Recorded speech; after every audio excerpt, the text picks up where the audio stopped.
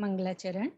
हाँ। वन्देऽहं श्रीगुरु श्रीयुतपदकमलं श्रीगुरुन् वैष्णवानं च श्रीरूपं साग्रजातं सहगणरघुनाथन्वितं तं सजीवम् साद्वैतं सावधूतं परिजनसहितं कृष्णचैतन्यदेवम् श्रीराधाकृष्णपादान् सहगणललिता श्रीविशाखान्विता च।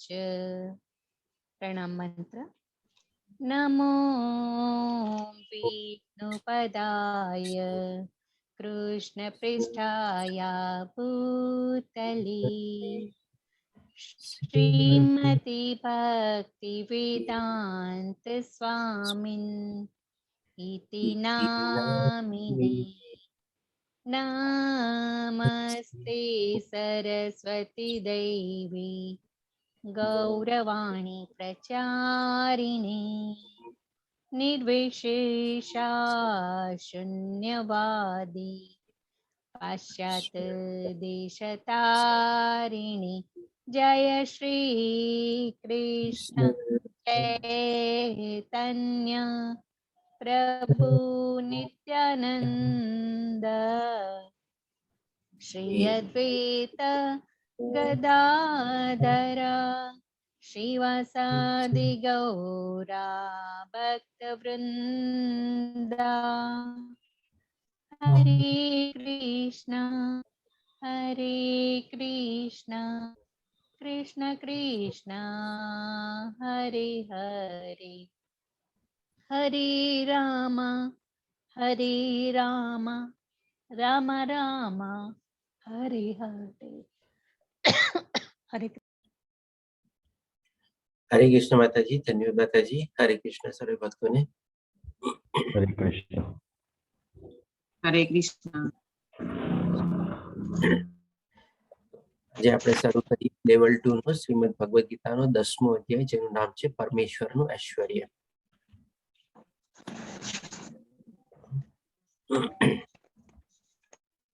હવે આ અધ્યાય બી આપણે 3 ભાગમાં ડિવાઈડ થયેલો છે. એમાંથી આપણે પ્રથમ અને દ્વિતીય એટલે કે પહેલો 2 ભાગ લેશું આપણે, જેમાં આપણે શરૂ કરીએ પહેલા ભાગથી. એમાં આપણે 1 થી 7 શ્લોક કવર કરશું અને બીજા ભાગમાં આપણે 8 થી 11 શ્લોક કવર કરશું. તો હવે આ અધ્યાય ભગવાન શ્રી કૃષ્ણ દ્વારા શરૂ થાય છે, નહીં કે કોઈ અર્જુનના પ્રશ્ન દ્વારા. તો પ્રથમ શ્લોકમાં ભગવાન શ્રી કૃષ્ણ સામેથી કહે છે, પૂર્ણ પુરુષોત્તમ પરમેશ્વર બોલ્યા,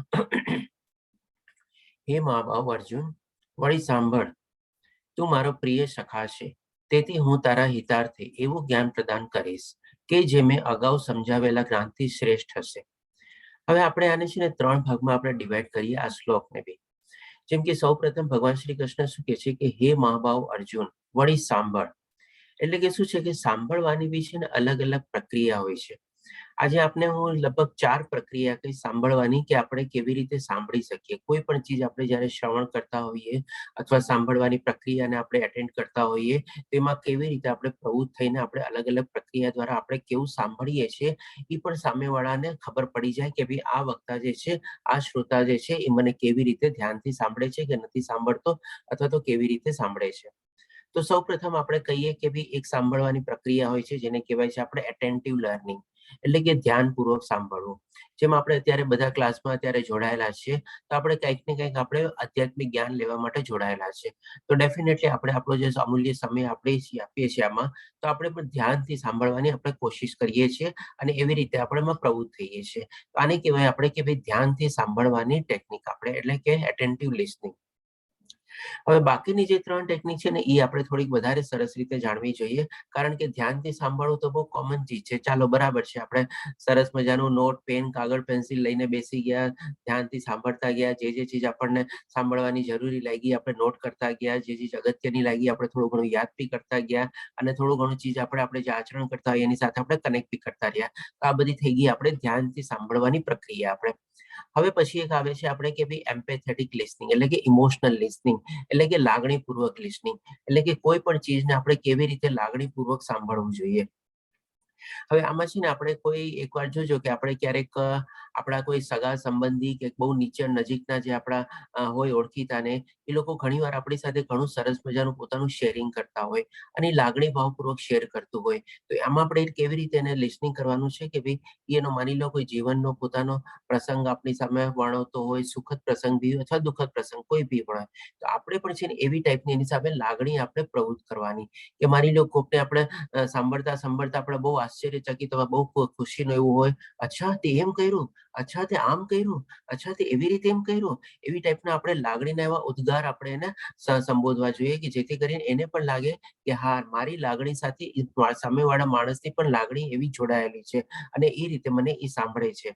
અને એવી જ રીતે આપણે જેમ કહીએ કે ભાઈ સૌથી વધારે આપણે ઇમોશનલ લિસનિંગ અથવા લાગણીપૂર્વક લિસનિંગ આપણા લાઈફ પાર્ટનરને આપણે આપવી જોઈએ, આપણા બાળકોને આપણે આપવી જોઈએ અને આપણા માતા પિતાને આપણે ઇમોશનલ લિસનિંગ આપવી જોઈએ. અને આના સિવાય આપણે ઇમોશનલ લિસનિંગ ક્યાં ન આપવી જોઈએ એ પણ એક બહુ જરૂરી છે.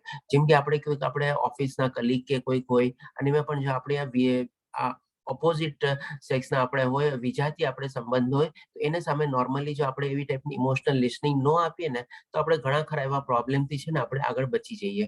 કારણ કે જેવું આપણે ઇમોશનલ લિસનિંગ એ લોકોને આપણે આપેલું છે અને કંઈક ને કંઈક એવી આપણે પ્રવૃત્તિમાં કે એવા આપણે આકર્ષણથી જોડાઈએ અને પછી ઘણું બધું એવું અવળું રિઝલ્ટ આપણને મળી શકે.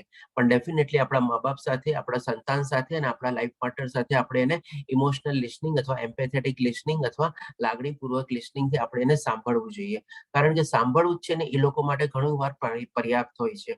આપણે જેમ ઘણીવાર લોકો સવારથી સાંજ આખા ઓફિસ એટેન્ડ કરીને બધું સાંજના આવે ત્યારે એની ધર્મપત્ની કે આખું દિવસનું વર્ણવે કે આજે આમ થયું તેમ થયું, ત્યારે જો એ માણસ છે ને શાંતિથી અને પ્રેમપૂર્વક લાગણીપૂર્વક જો સાંભળી લે ને તો પણ છે ને ઘણા ખરા છે ને પ્રોબ્લેમ બધા સોલ્વ થઈ જાય છે. પણ ઘણીવાર શું છે આપણે તારી ડેઈલીની ખટખટી જ છે, તારી ડેઈલીની કહાની જ છે, તારી ડેઈલીની વાત જ છે, મને બધામાં કઈ ઇન્ટરેસ્ટ નથી, મને ખબર નથી, તને ખબર છે મારે આજે ઓફિસમાં આમ થયું આમ થયું, કેટલા પ્રોબ્લેમ હતા, આમ કર્યું મેં કર્યું. એટલે કે પોતાનું જ ઇમ્પોર્ટન્સ આપીને સામેવાળાને જો આપણે ઇગ્નોર કરીએ ને તો ઘણા બધા પ્રોબ્લેમ છે ને એમાંથી ક્રિએટ થાય છે અથવા તો નવા ઊભા થાય છે. પણ ખાલી જો આપણે 5 થી 10 મિનિટ 15 મિનિટ આપણે આપણા લાઈફ પાર્ટનરને કે સરસ રીતે લાગણીપૂર્વક સાંભળી લીધું હોય તો પણ આપણા ઘણા ખરા પ્રોબ્લેમ છે ને ત્યાંના ત્યાં જ આપણને ખતમ થઈ જાય છે અને નવા પ્રોબ્લેમ ઊભા બી નથી થતા આપણે.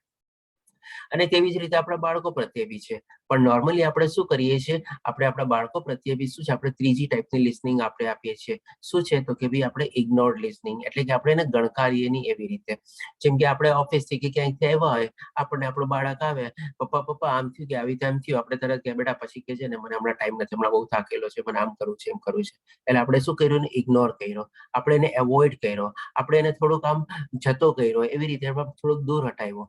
તો હવે એવી જ રીતે માની લો બીજે દિવસે સવારે સેટરડે સન્ડે બી હોય ત્યારે આપણે ફ્રીમાં બેઠા હોઈએ, કંઈક વાંચતા કરતા કંઈક જોતા કરતા હોઈએ, ત્યારે બી બાળક આવે ત્યારે આપણે શું કહે, બેટા હમણાં થોડીક વાર તો હમણાં ટીવી મને જોવા દે, થોડીક વાર તો આમ વાંચવા દે, થોડીક વાર તો આમ કરવા દે, પછી મને તારું કે છે. એટલે કે દરેક સમયે આપણે એને ઇગ્નોર્ડ લિસનિંગ એવું ટાઈપનું ઘણીવાર આપણે આપીએ છીએ. તો હવે મને કહો, આપણે જો નાનપણમાં છોકરાઓને આપણે આવી રીતે ઇગ્નોર્ડ લિસનિંગ આપેલું હોય તો એ છોકરાઓ મોટા થઈને જ્યારે આપણું ન સાંભળે ત્યારે આપણે કેમ એમ કહીએ છીએ કે મારું સાંભળતો નથી, મારો દીકરો તો મારું કયું કઈ માનતો જ નથી. અરે ભાઈ, ઈ જ્યારે નાનો હતો ત્યારે આપણે એને એ ટાઈપનું એને એટેન્ટિવ લિસનિંગ આપેલું હતું? નહોતું આપેલું. તો પછી આજે આપણી જ પાસેથી તો એ શીખો છે ઇગ્નોર કરવાનું. તો આજે એ મોટો થઈને જ્યારે આપણને ઇગ્નોર કરે છે, જ્યારે આપણે કહે છે બેટા આ જરાક રિપેર કરાવી દેજે ને, મારા ચશ્માની ફ્રેમ તૂટી ગઈ છે, હવે રેવા દો ને, તમારે અત્યારે આવો મારે શું કરવું છે વાંચીને બધું, પણ બે દિવસ મને પછી ટાઈમ મળશે, હમણાં ટાઈમ નથી. તો એ પણ એક ટાઈપનું ઇગ્નોર લિસનિંગ આપણને આપવાનો છે. ત્યારે પછી આપણને કેવું એવું થાય છે આપણે. અને લાસ્ટમાં એક આવે છે આપણે સિલેક્ટિવ લિસનિંગ, એટલે કે અગત્યનું આપણે સાંભળવાનું અને બાકીનું બધું ઇગ્નોર કરવાનું. નોર્મલી આ ચીજ ક્યારેક આપણને ફાયદાકારક હોય છે પણ બધી જગ્યાએ નથી હોતી. દાખલા તરીકે લઈએ, જેમ કે માની લો કે આપણે ઓફિસની મીટિંગ હોય, ઓફિસની મીટિંગમાં આપણે શું છે, આપણો બોસ ને બધું કે આ પ્લાન છે, ઓલું પ્લાન છે, આ ટાર્ગેટ છે, ઓલું ટાર્ગેટ છે, આપણે ઠીક છે, હવે ભાષણ ચાલુ છે, એનું ચાલવા દે ને, કરવાનું છે આપણે તો જે છે એ પ્રમાણે. પણ જેવું એક ઇમ્પોર્ટન્ટ ટોપિક આવે કે ભાઈ સેલેરી ઇન્ક્રીમેન્ટ કેટલું થવાનું છે, બોનસ કેટલું આપવાનું છે, તરત આપણે ધ્યાનથી સાંભળે, અરે હા જો કામની ચીજ આવ્યું, આ કામની ચીજ છે મારે. આને કહેવાય સિલેક્ટિવ લિસનિંગ. એટલે શું છે, આવી રીતે 4 અલગ અલગ પ્રક્રિયા હોય છે સાંભળવાની. હવે આપણે આપણા લાઈફમાં કેવી રીતે આપણે એને પ્રક્રિયા અને કેવા માણસોની સામે કેવી રીતે આપણે અમલમાં મૂકવી છે, એ પણ એક આપણને આમાંથી બહુ સરસ મજાની લર્નિંગ મળે છે. આપણે અત્યારે ડેફિનેટલી લેવલ 2 માં છે એટલે આ બધી ચીજ આપણે ડિસ્કશન કરીએ છીએ, કારણ કે અહીંયા ભગવાન શ્રી કૃષ્ણના પણ આપણને છે ને બે ભાવ જોવા મળશે આ શ્લોક દ્વારા. ભગવાન શ્રી કૃષ્ણ સૌથી પહેલા સરસ મજાનો શું કહે છે, હે મા ભાવ અર્જુન વળી સાંભળ, અને પછી શું એડ કરે છે સાથે સાથે કે તું મારો પ્રિય સખા છે તેથી હું તારા હિતાર્થે એવું જ્ઞાન પ્રદાન કરીશ. આપણે બીજો પાર્ટ એટલે કે અહીંયા ભગવાન શ્રી કૃષ્ણ હવે સાથે પહેલા એને એટેન્ટિવ લિસનિંગ તરફ માર્ક કરે છે કે ભાઈ સાંભળ, ધ્યાનથી સાંભળ, વળી સાંભળ, અને પછી એમાં શું છે ઇમોશન એડ કરે છે, એની લાગણી એડ પૂરો કરે છે. શું એડ કરે છે? બે શબ્દો દ્વારા એડ કરે છે. પહેલા કહે છે કે તું મારો પ્રિય સખા છો, હાલો સખા છો, એવી રીતે વાલો મિત્ર છો, એવી રીતે ઇમોશન એડ કરે છે. અને પછી હજી એક શું કહે છે કે તારા હિતાર્થે, તારા કલ્યાણકારી, તારા માટે સારું હશે. એટલે કે બે ટાઈપના ઇમોશન ભગવાન શ્રી કૃષ્ણ એડ કરીને એની કહે છે. તો આવી જ રીતે પણ આપણી બી લાઈફમાં આપણે ક્યારેક કોઈકને કંઈક સાથે આવું શેરિંગ કરવું હોય, ડિસ્કસ કરવું હોય, અથવા કોઈ આપણી સાથે શેરિંગ અથવા ડિસ્કસ કરતું હોય, તો આવા ભાવથી, આવી લાગણીથી, આવા ઇમોશનથી આપણે એને સાંભળીએ અને કહીએ ને તો એની છે ને અસર છે ને બહુ સરસ મજાની થાય છે. પછી ત્રીજો પાઠ છે ભગવાન શ્રી કૃષ્ણ કહે છે મેં અગાઉ સમજાવેલા જ્ઞાનથી શ્રેષ્ઠ છે. તો હવે આના સંદર્ભમાં મને કોઈ કહેશે, આપણે જેમ કે અત્યારે પહેલો અધ્યાય છોડી દઈએ, 10મો અધ્યાય બીજી શરૂ કરવાના છે એટલે આપણે એ બી હમણાં થોડુંક સાઈડમાં રાખીએ. બીજાથી લઈને 9મા અધ્યાય સુધીમાં આપણે કયા 3 ચેપ્ટર એવા છે જે ભગવાન શ્રી કૃષ્ણ સામેથી કહે છે અને જ્ઞાન પ્રદાન કરે છે આપણને? મને ચેપ્ટરનું નામ અને નંબર કહીને કહેશે કયા 3 ચેપ્ટર એવા છે આપણે જે ભગવાન શ્રી કૃષ્ણના પહેલા શ્લોક દ્વારા શરૂ થાય છે, નહીં કે કોઈ અર્જુનના પ્રશ્ન દ્વારા, અને એ ચેપ્ટરમાં ભગવાન શ્રી કૃષ્ણ જ્ઞાન જ આપે છે આપણને. હરે કૃષ્ણ. કોણ કહેશે મને? 3 ચેપ્ટર એવા છે આપણે. જી લલિત પ્રભુજી, આપનો હેન્ડ રેઝ છે.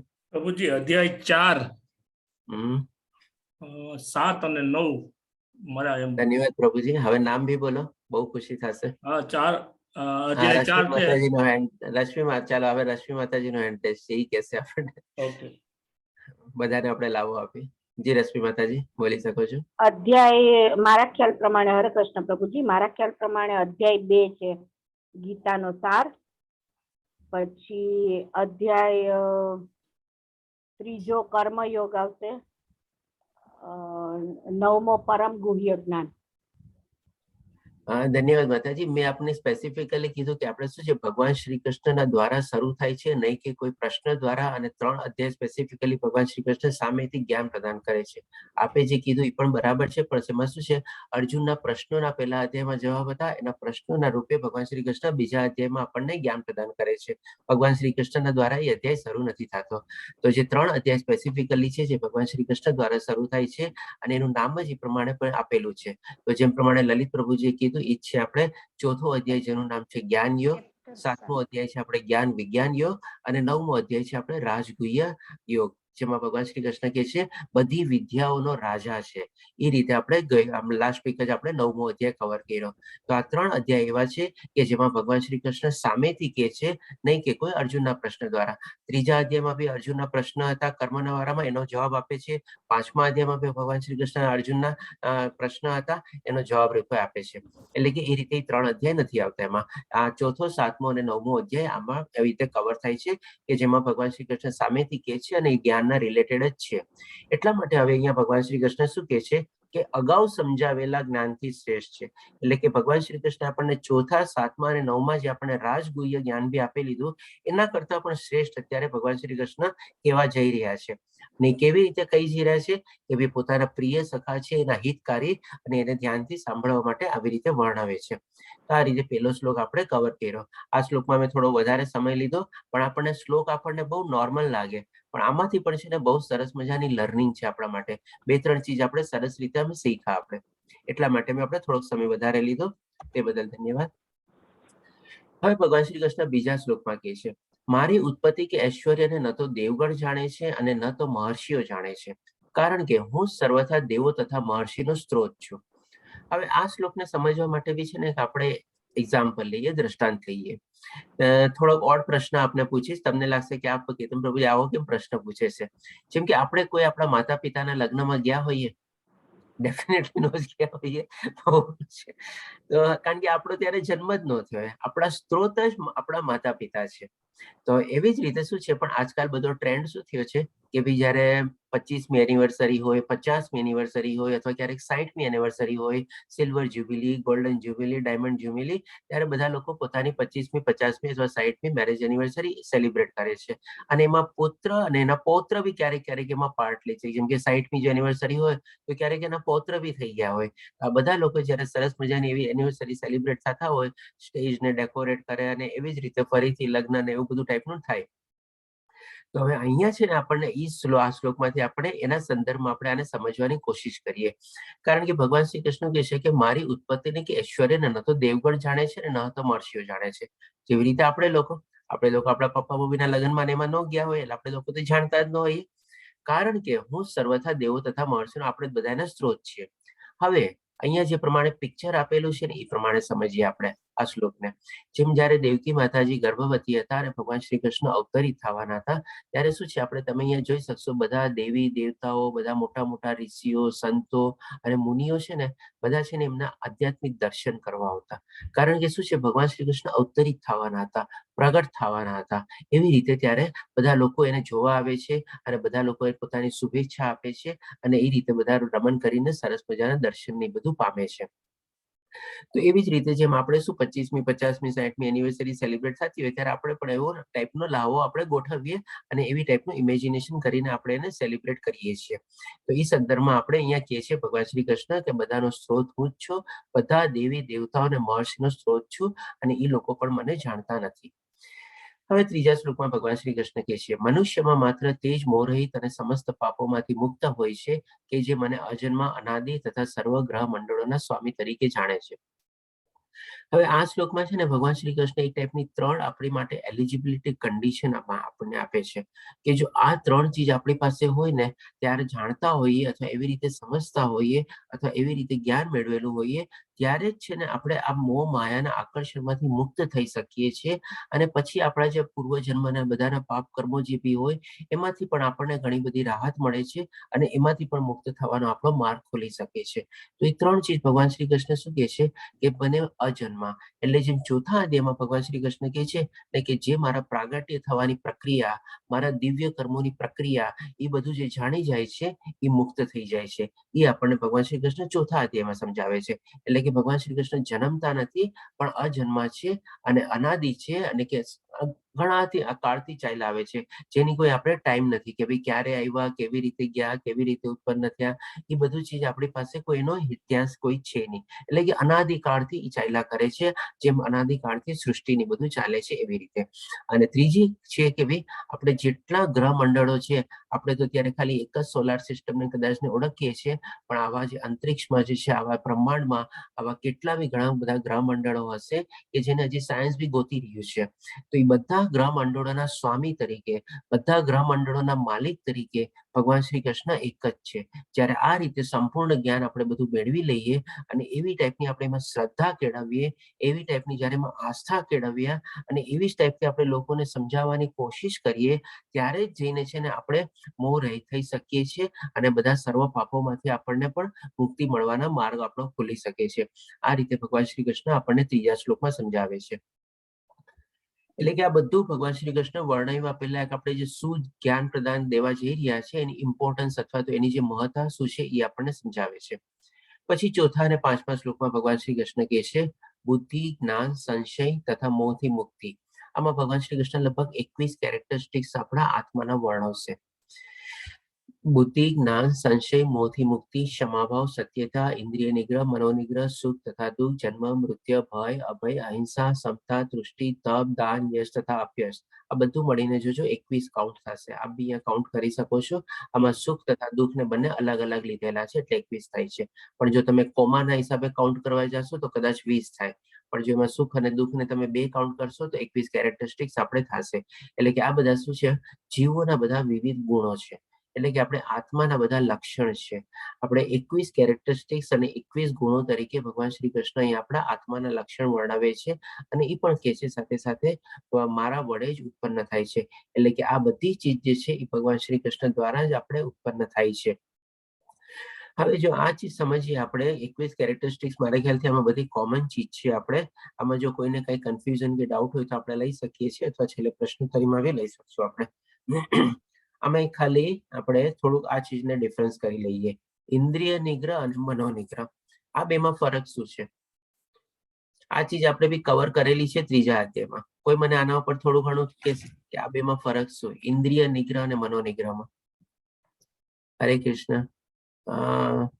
જી લલિત પ્રભુજી, આપનો હેન્ડ રેઝ છે. પ્રભુજી ટ્રાય કરું. ઇન્દ્રિય નિગ્રહ એટલે ઇન્દ્રિયોને વશમાં કરવાની, અને મનોનિગ્રહ એટલે મનને વશમાં કરવાનું. ધન્યવાદ પ્રભુજી, બહુ સરસ. આપણે સિમ્પલ શબ્દોમાં ડેફિનેશન આપેલી છે, પણ થોડુંક આપણે ડીપ મિનિંગ આપણે સમજવાની જરૂર છે. કોઈ થોડું મને ડીપમાં સમજાવશે આનો ઇન્દ્રિય નિગ્રહ અને મનોનિગ્રહનો મતલબ? પ્રયાસ કરો કોઈ તો. ખુશીદાજી, સોઈની માતાજી. હરે કૃષ્ણ પ્રભુજી. હરે ઇન્દ્રિય નિગ્રહ અને વશમાં એટલે કે જે આપણે 5 ઇન્દ્રિયો છે આપણી, તો એના દ્વારા આપણે વશમાં રાખવાની છે કે આપણે આંખોથી જો પાપ ક્રિયા જોઈએ છે તો એની અસર થાય છે, એ રીતનું હોઈ શકે. અને મનો એટલે કે આપણે મનથી અમુક વાર ઘણું બધું જાણતા હોઈએ છતાં પણ એને આપણે લેટ ગો કરવાની ભાવના રાખતા હોય અથવા એને સ્વીકારી ના શકતા હોય, તો એ રીતે હોઈ શકે. એટલે ડેફિનેટલી જવાબ મને નથી આવડતો પ્રભુજી, આ રીતે હોય છે. ના, પણ સારો પ્રયાસ કર્યો. જી રાજેન્દ્ર પ્રભુજી, આપ જોડાણા છો, આપ બી જવાબ આપી શકો છો. ઇન્દ્રિય ગ્રહો મારા ખ્યાલથી બાહ્ય ગુણો છે અને મનોગ્રહ છે એ આંતરગ્રહો છે, કે બંને જો બહારથી અને અંદરથી બંનેથી કંટ્રોલ કરીએ તો જીવનમાં આત્મીયતા મેળવી શકાય. ધન્યવાદ પ્રભુજી, આપણે બહુ સારો પ્રયાસ કર્યો અને ઘણા નજીક આવ્યા છો આપણે જવાબની નજીકમાં. રશ્મિ પ્રભુજી, આપને બી સાંભળી લઈએ છેલ્લે. હા, હરે કૃષ્ણ પ્રભુજી. હરે કૃષ્ણ. મારા મતે ઇન્દ્રિય નિગ્રહ એટલે કે આપણે જે ઇન્દ્રિયોની ખોટા વાસનામાં કે ભોગ વિલાસમાં કે એવામાં જે બિનજરૂરી ઉપયોગ કરતા હોય છે એનો નિગ્રહ કરવો જોઈએ, એટલે કે એ વાસના તરફ જવું ના જોઈએ. અને મનોનિગ્રહ એટલે કે આપણે મનથી પણ ઘણા બધા કરતા હોઈએ છીએ વિચારો, આપણે ઇન્દ્રિયોથી નથી કરતા પણ મનથી પણ દુષ્ટ વિચારો કેવું કરીએ છીએ, તો એનો પણ નિગ્રહ કરવો જોઈએ. ધન્યવાદ માતાજી, આપ પણ ઘણા નજીક છો જવાબને. હવે આપણે જોઈએ કે આનો સ્પષ્ટ જવાબ આપણે કેવી રીતે આપણે કેળવી શકીએ. ઇન્દ્રિય નિગ્રહ એટલે કે જે આ બધાએ કીધું, બધા મોરલેસ થોડા ઘણા કરેક્ટ જ છે, બધાનો સાચો જવાબ છે. પણ આમાં એક મેઇન કીવર્ડ હતો ને, એ લોકોએ આપણે બધા એને ટચ નથી કર્યો. ઇન્દ્રિય નિગ્રહ એટલે કે આપણા ઇન્દ્રિયના જે વિષયો હોય ને એનો નિગ્રહ કરવાનો, એટલે ઇન્દ્રિયના વિષયોથી આપણે મુક્ત થઈ જવાનું. જેમ કે આપણે શું છે, આંખ છે, આંખથી આપણે જોવું છે. જેમ કે સોઈની માતાજી આંખનો એક્ઝામ્પલ લીધો, તો આપણે ચાલો એને જ કરીએ. તો આંખથી જોવું એટલે કે શું, ખરાબ જોવાની કોઈ આપણને એવી ઈચ્છા ન થાય. ઘણી વાર આપણને શું હોય, પછી જેમ કે રશ્મિ માતાજીએ કીધું ભોગ વિલાસમાં એમાં બધામાં પડેલા હોય, તો એવી કોઈ ચીજ આપણને જોવાની બી ઈચ્છા ન થાય. એ આપણો થઈ ગયો ઇન્દ્રિય નિગ્રહ. એટલે કે ઇન્દ્રિયના જે વિષયો છે એ આપણે મનમાંથી આપણે હટાવી દીધા, ઇન્દ્રિયોમાંથી હટાવી દીધા. હવે મનોનિગ્રહ એટલે કે શું, હવે એ ચીજ આપણે શું છે મનમાંથી બી ખરી જવી જોઈએ. જાણતા અજાણતા બી છે ને આપણને કોઈ ચીજમાંથી ક્યાંય એવું આકર્ષણ બી છે ને આપણે આકર્ષિત ન કરી શકે. જેમ આપણે ત્રીજો અધ્યાય જયારે કવર કર્યો ત્યારે એક શ્લોક હતો, જેમાં આપણે એનો કમાન્ડરનો ફોટો હતો સાધુ બાવાનો, ને એનો આપણે એના સંદર્ભમાં આપણે એક્ઝામ્પલને કવર કર્યો હતો. હવે એ એક્ઝામ્પલ જ માની લો ફરીથી આપણે લઈએ. જે માની લો કોઈને ડાયાબિટીસ છે, મીઠાઈ નથી ખાવાની, તો હવે એને એના જીભમાંથી શું છે, એટલે કે ઇન્દ્રિયમાંથી તો મીઠાઈ હટાવી દીધી કે ચાલો મારે મીઠાઈ નથી ખાવાની. એટલે ઘણી વાર એવી કોઈ મીઠાઈ હોય ને તો એને સ્વાદ એ લાગે ને, ના ભાઈ મને નથી ઈચ્છા થતા. પણ હવે જો એની મનમાં હજી ઈચ્છા હોય કે ના ભાઈ મારે મીઠાઈ ખાવી છે, અને મનમાં ને મનમાંથી ઇન્દ્રિય મીઠાઈઓનું કે એનું સેવન કરતો હોય, તો એ ન કહેવાય. એટલે કે એની મનમાંથી બી ખરીદ પડવું જોઈએ. કોઈ આવીને મીઠાઈ આપે ને તો કહેવાનું, અરે ભાઈ તું ખા ને, મારાથી તો હમણાં નહીં ખવાય, તું ખાઈશ ને એનો જ મને સંતોષ મળી જશે. એટલે કે આવી ટાઈપ, એટલે કે મનમાંથી બી એ ઇન્દ્રિય વિષય હટી ગયો, ત્યારે આપણે કહેવાય મનોનિગ્રહ. પછી એને કોઈ ગમે ગમે તેટલી મીઠાઈ આપે કે ગમે તેટલા મીઠાઈના સરસ મજાના ડેકોરેશન કરેલા પેકેટ આપે, એનાથી એને કઈ એટ્રેક્શન જ ન થાય. ત્યારે એના મનમાં ખરી ગયું છે કે મારે મીઠાઈ ખાવાની છે, મીઠાઈ નામની કોઈ બી ચીજ બી છે એવી રીતે. તો આ રીતે થયું એનો ડિફરન્સ કે ઇન્દ્રિય નિગ્રહ અને મનોનિગ્રહ. અને બાકી બધી ચીજ તો આઈ થિંક કે કોમન જ છે, બધી આપણને ક્લિયર જ હશે. આપણે તો પછી જો કોઈ પ્રશ્ન હોય તો આપણે છેલ્લે ડેફિનેટલી લઈ લેશું આમાંથી. તો આ રીતે ભગવાન શ્રી કૃષ્ણ કે છે આપણા જે આત્માના જે બધા લક્ષણ છે, 21 ગુણ અથવા 21 લક્ષણ, એ પણ ભગવાન શ્રી કૃષ્ણ દ્વારા જ ઉત્પન્ન થાય છે. હવે ભગવાન શ્રી કૃષ્ણ 6ઠ્ઠા શ્લોકમાં કહે છે, લલિત પ્રભુજી આપનો હેન્ડ લોઅર કરી શકો છો. લવ કરી દઉં છું. ઓકે.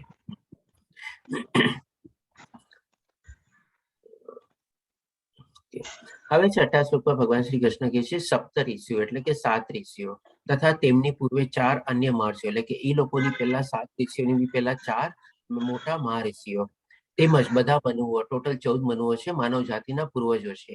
મારા મનથી ઉત્પન્ન થયેલા છે અને વિભિન્ન લોકમાં નિવાસ કરનારા સર્વ જીવો તેમનામાંથી આવે છે. એટલે કે ભગવાન શ્રી કૃષ્ણ છે ને અહીંયા હવે આપણને ઉત્પત્તિ એટલે કે આપણે ઉત્પત્તિ કેવી રીતે થઈ ને એ ઇતિહાસ પાછળ આપણને લઈ જાય છે અને કેટલો આપણને બેક ઇતિહાસ જે છે એ આપણને અહીંયા ભગવાન શ્રી કૃષ્ણ બતાવે છે અર્જુન દ્વારા. તો ભગવાન શ્રી કૃષ્ણ શું કહે છે કે સૌથી પહેલા તો આપણે 4 મહર્ષિઓ. હવે 4 મહર્ષિઓ કોણ હતા? બ્રહ્માજીના પુત્ર હતા કે જે આજીવન બ્રહ્મચારી રહ્યા હતા અને એ લોકોએ આપણને આ સૃષ્ટિ વધારવાની ઈચ્છા માટે એ લોકો પોતાની ના પાડી છે એ પ્રમાણે એ લોકો એમાં પ્રવૃત્ત થયા હતા બ્રહ્મચારી રૂપે. તો એ લોકોના નામ છે સનકા, સંતાના, સનદના અને સનત કુમારા. આ 4 બ્રહ્માજીના પુત્ર હતા જે લોકો આજીવન બ્રહ્મચારી રહ્યા હતા. હવે એના પછી એવા 7 ઋષિઓ. હવે 7 ઋષિઓ જે છે અહીંયા અગસ્ત્ય, અત્રિ, ભારદ્વાજ, ગૌતમ, જન્માદિગ્નિ, વશિષ્ઠ અને વિશ્વામિત્ર. આ બધાને મ્યુટ કરી દઉં છું. પ્લીઝ આ બધાને મ્યુટ રાખજો જેથી બેકગ્રાઉન્ડ અવાજ ઓછો આવે.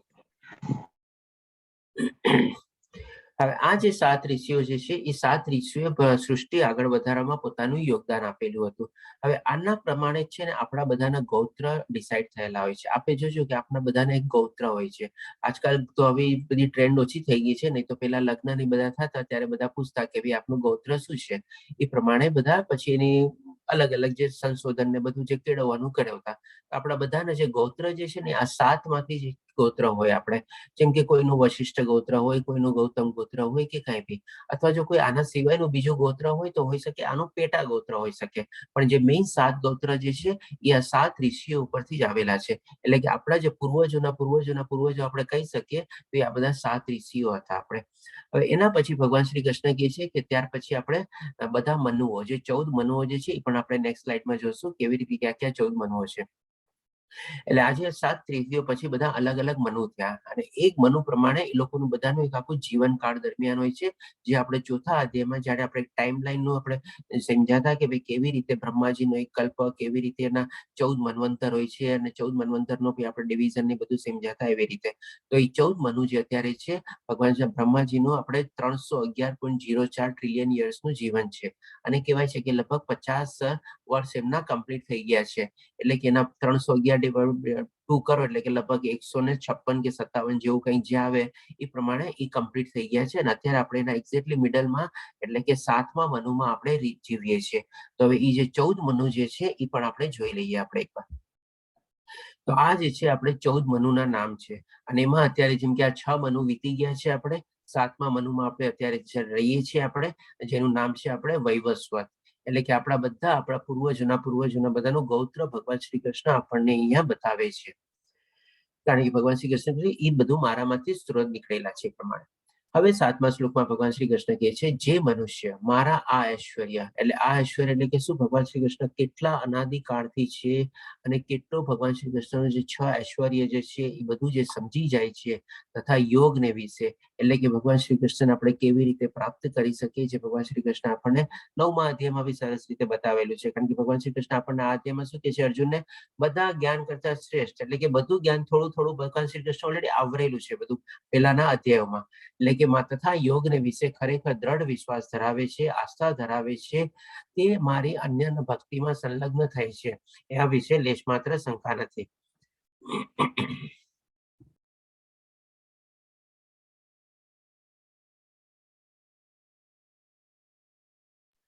Sorry for that. એટલે કે આમાં ભગવાન શ્રી કૃષ્ણ શું કહે છે કે હવે આ બધી ચીજને જે લોકો જાણી જાય છે સમજી જાય છે જે લોકો જ્ઞાનમાં પ્રવૃત્ત થઈ જાય છે અને મને જે પ્રાપ્ત કરવાની કોશિશ કરે છે જે મારામાં પૂરેપૂરી શ્રદ્ધા ધરાવે છે મારા પૂરેપૂરી આસ્થા ધરાવે છે તે સંપૂર્ણ રીતે ભક્તિમાં સંલગ્ન થઈ જાય છે. હવે આપણે એક નાનકડામાં એક્ઝામ્પલ લઈ લઈએ. જેમ કે માની લો આપણે શું હોય કે છોકરો સ્કૂલમાં ભણતો હોય આપણે કઈક છોકરો આવીને કે મમ્મી આમ થયું એમ થયું બધું આમ થયું એટલે કે બધી અલગ અલગ પ્રક્રિયા અને બધું આપણને વર્ણવતો હોય ને બધું કરતો હોય પછી કે હવે હું આમ કરીશ એમ કરીશ ત્યારે આપણે શું કહીએ માતા તરીકે બેટા એ બધું છોડ ચૂપચાપ પેલા ભણવા બેસ તારે પેલા અત્યારે ભણવાનું છે.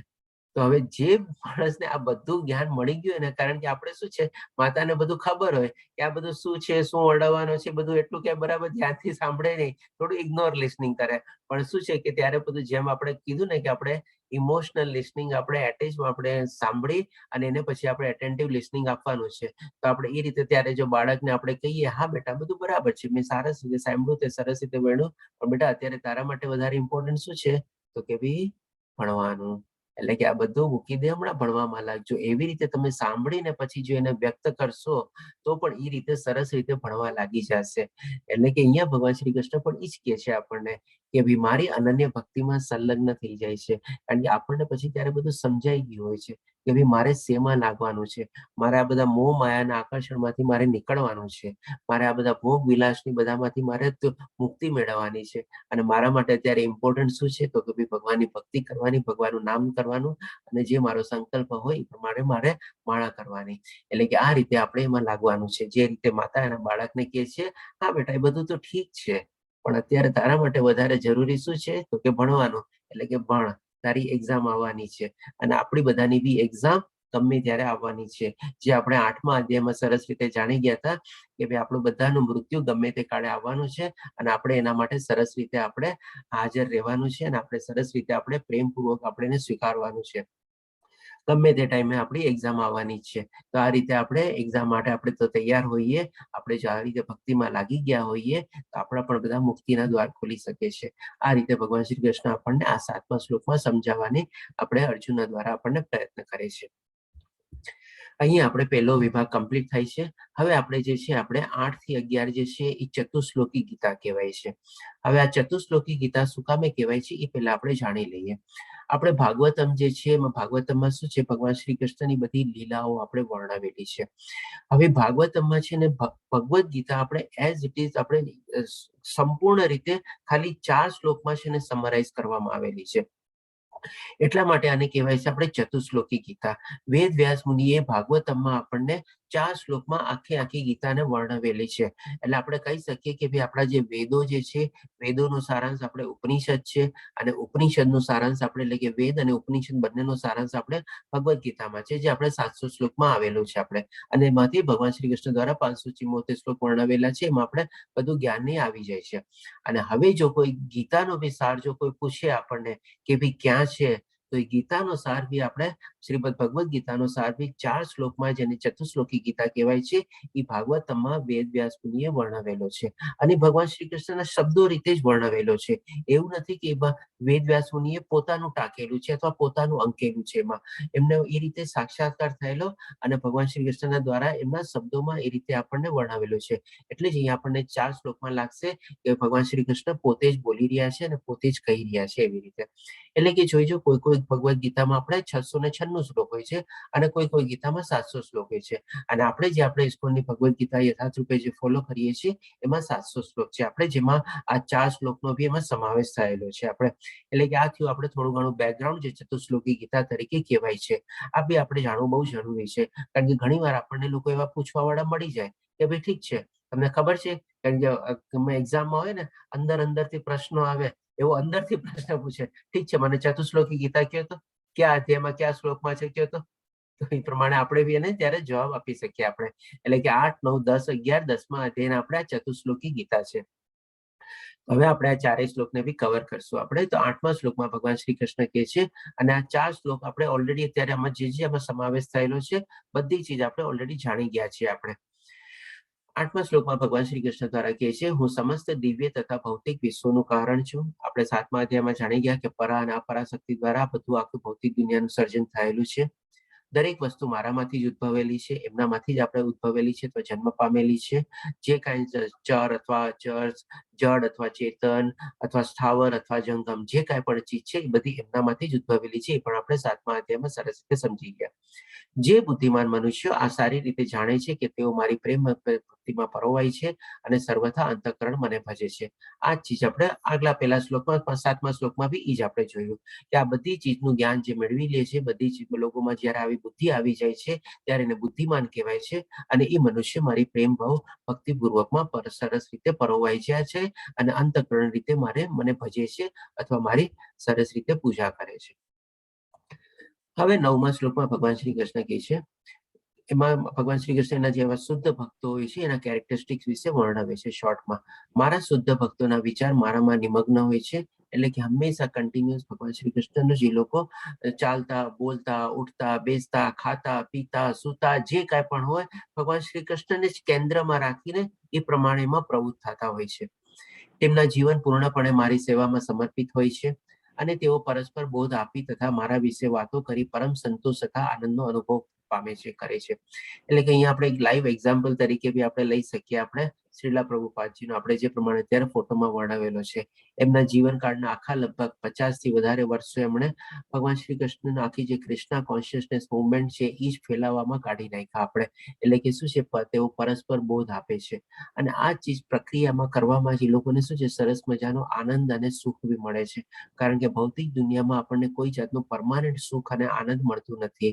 ટેમ્પરરીમાં આપણને આનંદ અને સુખ મળે છે ઇન્દ્રિય તૃપ્તિ માટે અથવા શરીર સુખ માટે, પણ ડેફિનેટલી કહીએ કે આપણે પરમાનન્ટ ટાઈપનું જે આપણે અનંતકાળ સુધી આપણને સુખ અને આનંદ જો જોતું હોય તો જ્યાં સુધી આપણે ભગવાનની ભક્તિમાં નથી પરોવાતા અને ભગવાન શ્રી કૃષ્ણ વિશે આપણે આ બધું જ્યારે નથી સમજતા ત્યાં સુધી આપણને કોઈ ચીજમાં આપણને સંપૂર્ણ સુખ અને સંપૂર્ણ આનંદ અને હંમેશ માટેનું સુખ અને હંમેશ માટેનો આનંદ આપણને મળતો જ નથી. અને એમાં જ આપણને સરસ મજાનું સુખ અને આનંદ મળે છે. હવે ભગવાન શ્રી કૃષ્ણ 10મા શ્લોકમાં કહે છે કે જે મનુષ્ય મારે, એટલે કે હવે એનું રિઝલ્ટ બતાવે છે. પેલા બતાવે છે કે બધું આ જ્ઞાન બધું જેને મેળવી લીધેલું હોય, જેને હવે બુદ્ધિમાન થઈ ગયું, મારી ભક્તિમાં પરોવાય છે. હવે ભક્તિમાં પરોવાય પછી એની કેવી કેવી એક્ટિવિટી હોય છે એ ભગવાન શ્રી કૃષ્ણ આખે 9મા શ્લોકમાં વર્ણવી દીધું. હવે 10મા શ્લોકમાં આપણને એનું રિઝલ્ટ કહેશે કે એને પરિણામ શું મળે છે અથવા તો એનું ફળ શું મળે છે. કે જે મનુષ્ય મારી પ્રેમપૂર્વક સેવા કરવામાં સતત સમર્પિત છે તેમને હું એવું જ્ઞાન આપું છું કે જેમનાથી તેઓ મને પ્રાપ્ત કરી શકે છે. એટલે કે હવે અહીંયા ભગવાન શ્રી કૃષ્ણ એક ફાઇનલ રિઝલ્ટ અથવા જે અમૂલ્ય જે ફળ છે જેના માટે આપણે બધા આપણે કે ને તરસતા હોઈએ કે ભાઈ આપણને મુક્તિ મળી જાય, એ આપણને પ્રાપ્ત કરવાની આપણની ઈચ્છા હોય, તો એ ઈચ્છા ભગવાન શ્રી કૃષ્ણ આપણને અહીંયા આપણને અર્પિત કરે છે. અને એ પણ કેવી રીતે કે છે કે એને પણ હું એવું જ્ઞાન આપું છું. કારણ કે માની લો જ્ઞાની અને બુદ્ધિમાન તો થઈ ગયો ભગવાન શ્રી કૃષ્ણ જે પ્રમાણે 8મા શ્લોકમાં વર્ણવ્યું એ પ્રમાણે, તો પછી અહીંયા ભગવાન શ્રી કૃષ્ણ ફરીથી એમ કે છે કેમ કે છે કે તેને હું એવું જ્ઞાન આપું છું. હવે દેટ મીન્સ કે અહીંયા ઓવર એન્ડ અબવ, એટલે કે કંઈક વિશેષ જ્ઞાન ભગવાન શ્રી કૃષ્ણ દેવા જઈ રહ્યા હશે કે જે જ્ઞાન દ્વારા એ મને પ્રાપ્ત કરી શકે છે. તો હવે આના સંદર્ભમાં બી આપણે ઓલરેડી એક એક્ઝામ્પલ સરસ મજાનો લીધેલો હતો લેવલ 1માં, એમાં જો આપણે કદાચ ખ્યાલ હોય તો કે આપણે શાહી પેનનો એક એક્ઝામ્પલ લીધેલો હતો. કોઈને યાદ છે એક્ઝામ્પલ કેવો હતો? એક્ઝામ્પલ હરે કૃષ્ણ. આ ચીજ સમજવા માટે આપણે કે ભગવાન શ્રી કૃષ્ણ એવું પાછું કયું જ્ઞાન ત્યારે પ્રદાન કરે છે? કોઈ મને હેલ્પ કરશે? કોઈને યાદ છે? એમાં એક આપણે દ્રષ્ટાંત બી લીધેલો હતો અને એક આપણે ડે ટુ ડે લાઈફના એક્ઝામ્પલ દ્વારા બી મેં આપણે સમજાવ્યું હતું બંને ચીજ. ચાલો આપણે કવર કરીએ, કારણ કે આ ચીજ બી બહુ સરસ મજાની ચીજ છે કે બધું જ સમજી ગયા, બુદ્ધિમાન બી થઈ ગયા, ભક્તિમાં બી પરોવાઈ ગયા, તો પણ ભગવાન શ્રી કૃષ્ણ એમ શું કે છે કે તેને હું એવું જ્ઞાન આપું છું કે જેનાથી મને પ્રાપ્ત કરી શકે છે. દેટ મીન્સ કે માની લો ભક્તિ બી પરોવાઈ ગયા તો પછી હજી આપણી પાસે એવું કંઈક ઓછું હશે, હજી એવું કંઈક ખૂટતું હશે કે જેનાથી આપણે પ્રાપ્ત નથી કરી શકતા, તો આપણે એ જ્ઞાન મેળવવાના આપણે પ્રાપ્ત કરી શકીએ. હવે આમાં પહેલા આપણે એક એક્ઝામ્પલ લઈ લઈએ ભૌતિક દુનિયાનો કે જેનાથી આપણે સમજીએ કે જે માની લો આપણે કદાચ આપણે લોકો બધા પેન યુઝ બી કરેલી હશે. એ ઇન્ડી પેન આપણે કહેતા, ઇન્ક પેન કહેતા, શાહી પેન કહેતા, અથવા જેમાં આગળમાં નીબ હોય આપણે. હવે એ પેનની શું આપણે ખાસિયત હોય કે આપણે જ્યારે પેનને ખોલીએ પછી એમાં આપણે શાહી ભરીએ. શાહી ભરીએ પછી આપણે સરસ ફીટ કરીએ, નીબને થોડીક એડજસ્ટ કરીએ અને પછી આપણે લખતા. એટલે કે પેનનું કામ શું છે? લખવું. પણ જો જ્યાં સુધી એમાં શાહી ન હોય ત્યાં સુધી પેન આપણને કઈ કામ નહીં, પેન કોઈ કામની નહીં. એટલે કે માની લો આપણે આવી રીતે ભગવાન શ્રી કૃષ્ણની ભક્તિમાં તો પરોવાઈ ગયા, પણ જ્યાં સુધી આપણામાં ઈ શાહી રૂપી એવું જ્ઞાન ન આવે ત્યાં સુધી આપણે એને કેવી રીતે પ્રાપ્ત કરી શકીએ આપણે? તો ઈ ચીજ અહીંયા ભગવાન શ્રી કૃષ્ણ વર્ણવે છે કે ઈ જે શાહી રૂપી જે એડિશનલ જ્ઞાન જે છે એ પણ હું આપું છું અને જેના દ્વારા એ મને પ્રાપ્ત કરી શકે છે. તો આ તો આપણે શ્લોક સમજવા માટે એ આપણે એક એક્ઝામ્પલ લીધો. હવે આપણે સમજીએ કે ભાઈ એકચ્યુઅલમાં એવો એક્ઝામ્પલ કયો તો કે ભાઈ પ્રહલાદ મહારાજનો આપણે. જ્યારે પ્રહલાદ મહારાજ પોતે અર્થાર્થી થઈને ભગવાન શ્રી કૃષ્ણની ભક્તિમાં પરોવાઈ ગયા અને ભગવાન શ્રી કૃષ્ણની સરસ મજાની આપણે પ્રાર્થના કરી અને બધું કર્યું અને સાધના કરી અને સરસ મજાની તપસ્યા કરી અને એ બધું મેળવ્યા. જે લલિત પ્રભુજી આપનો હેન્ડ રેઝ છે, કઈ છે આપનું મંતવ્ય? પ્રભુજી ધ્રુવ મહારાજ નહીં? આ ધ્રુવ મહારાજ બી આવશે. હું જ કહેવા જતો તો બંને જ છે આપણે, ધ્રુવ મહારાજ અને પ્રહલાદ મહારાજ આપણે. તો પ્રહલાદ મહારાજે બી આપણે એ પ્રમાણે ભગવાનની સ્તુતિ કરી, પ્રાર્થના કરી, બધું કર્યું અને પછી એમને બી એ પ્રમાણે જ્ઞાન થયું અને એ પ્રમાણે એનો મોક્ષ થયો. અને હવે જે પ્રમાણે લલિત પ્રભુજી કીધું, આપણે ધ્રુવ મહારાજનું બી એક્ઝામ્પલ લઈએ. ધ્રુવ મહારાજ પહેલા આપણે અર્થાર્થી તરીકે ગયા હતા. એટલે કે શું છે કે ભાઈ એમને એવું રાજ્ય મેળવવું હતું કે ભાઈ એવું રાજ્ય મેળવી લો કે જેથી કરીને મારા પિતાને બી મને એમની ગોદીમાં બેસવાનો અધિકાર મળી શકે. હવે એ અધિકાર મેળવવા માટે એ ભગવાન શ્રી કૃષ્ણની ભક્તિ કરે છે, આરાધના કરે છે અને સરસ મજાની 6 મહિનાની કઠોર તપસ્યા કરે છે. હવે એ જયારે કઠોર તપસ્યા કરે છે, કરતા કરતા ભગવાનની ભક્તિ કરતા કરતા એનામાં એવું જ્ઞાન આવી જાય છે કે જ્યારે એ ભગવાન શ્રી કૃષ્ણના દર્શન થાય છે ત્યારે પ્રહલાદ મહારાજ ધ્રુવ મહારાજ કહે છે કે ભગવાન શ્રી કૃષ્ણ, હવે મને રાજ્ય કે બધું કઈ નથી જોતું, મને આપની પ્રાપ્તિ થઈ ગઈ, આપના દર્શન થઈ ગયા, એ જ મારા માટે સર્વસ્વ છે. કારણ કે આનાથી સિવાય મોટી ચીજ કઈ દુનિયામાં છે જ નહીં અને મને કોઈ ચીજનું હવે મોહ માયા કે આકર્ષણ છે નહીં. એટલે કે આ રીતે જયારે ભગવાન શ્રી કૃષ્ણ ભક્તિમાં જયારે પરોવાય છે ત્યારે અર્થાર્થીમાંથી કેવી રીતે પછી સર્વ રીતે જ્ઞાની થઈ જાય છે. જેમ ભગવાન શ્રી કૃષ્ણે કીધું હતું ને 7મા અધ્યાયમાં, 4 ટાઈપના લોકો મને પૂજે છે અથવા મારી ભક્તિ કરે છે. જેમાં આપણે જ્ઞાની સમજાતા, આપણે અર્થાર્થી સમજાતા, દુઃખી સમજાતા અને હજી એક આપણે સમજાતા કે ચોથા લોકો બી હોય છે. તો ચોથા લોકો બી મને કોણ કહેશે? કોણ ચોથા લોકો? જીર પરમ માતાજી આપનો હેન્ડ રેઝ છે. જ્ઞાની, જિજ્ઞાસુ. હા, જ્ઞાની, અર્થાર્થી, દુઃખી અને જિજ્ઞાસુ. એ રીતે આપણે 4 લોકો છે ભગવાન શ્રી કૃષ્ણના ભક્ત હોય છે. તો એ અર્થાર્થીમાંથી જ્ઞાની કેવી રીતે થવું, એ જે જ્ઞાન જે છે એ ભગવાન શ્રી કૃષ્ણ જયારે આપણે ભક્તિમાં પરોવાઈએ છીએ ત્યારે આપણને એ ભગવાન શ્રી કૃષ્ણ આપણને અર્પે છે જ્ઞાન અને એ જ્ઞાન દ્વારા પછી આપણને ભગવાન શ્રી કૃષ્ણની પ્રાપ્તિ થઈ શકે છે અથવા આપણા મુક્તિના દ્વાર ખોલી શકે છે. જે રીતે પછી ધ્રુવ મહારાજને આપણે ભગવાન શ્રી કૃષ્ણ દ્વાર ખોલી દીધા, એમને મુક્તિ થઈને એવી રીતે. તેમ છતાં પણ ભગવાન શ્રી કૃષ્ણ બધાના ભક્તોનો ખ્યાલ રાખે છે, એમનો ધ્રુવ તારો આપે છે કે ધ્રુવ લોક તરીકે એ આપણે વસે છે ધ્રુવ મહારાજ. એટલે કે પછી એને કઈ જોતું નથી અને તેમ છતાં બી એમને જે જોતું હતું ભગવાન શ્રી કૃષ્ણ આપણને આપી દીધું. જેમ 9મા અધ્યાયમાં 22મા શ્લોકમાં ભગવાન શ્રી કૃષ્ણે કીધું હતું, મારા ભક્તોની જરૂરિયાત હું પૂરી પાડું છું અને એમને જે કઈ પણ એમની પાસે છે એનું રક્ષણ બી કરું છું. તો આ રીતે ભગવાન શ્રી કૃષ્ણ 10મા શ્લોકમાં આપણને સમજાવે છે જે એડિશનલ જ્ઞાન આપણે કેવી રીતે કેળવવું. રશ્મિ માતાજી આપનો હેન્ડ રેઝ છે, કઈ બોલી શકો? હરે કૃષ્ણ પ્રભુજી. હરે કૃષ્ણ. આપણે તો હમણાં જંગલમાં ને એમાં જઈને આપણે તો તપ ને એવું નથી કરતા. આપણે જે ભક્તિ કરીએ છીએ તો શું આપણને અંતઃસ્ફૂર્ણા થાય છે? અંતઃસ્ફૂર્ણાથી જ્ઞાન આપે છે ભગવાન. એક્ઝેક્ટલી માતાજી. હા, અંતઃસ્ફૂર્ણા આપણે થાય છે. આપણે જેટલી ભક્તિમાં પરોવાઈએ છીએ આપણે અને જેટલું આપણે સરસ રીતે ભગવાનનું ચિંતન અને ધ્યાન કરીએ છીએ, એ જ આપણા માટે અત્યારે આપણે જે કળિયુગમાં આપણે ડેફિનેટલી આપણા વાત પ્રમાણે જંગલમાં ને બધામાં જવું પોસિબલ નથી. આપણા માટે અત્યારે હરે કૃષ્ણ મહામંત્રનો જાપ કરવો આપણા માટે આપણે તપસ્યા છે અને એ જ આપણો મોટામાં મોટો યજ્ઞ બી છે. હરે કૃષ્ણ કૃષ્ણ કૃષ્ણ હરે હરે, હરે રામ રામ રામ હરે હરે. એ મંત્રનો જાપ કરવો અને જેટલી હોય શકે માળા જપવી અને એ પણ ધ્યાનપૂર્વક, આસ્થાપૂર્વક, શ્રદ્ધાપૂર્વક, એમની કે આપણે મનને આડું ઓળું હોય અને આપણે માળા જપતા હોઈએ.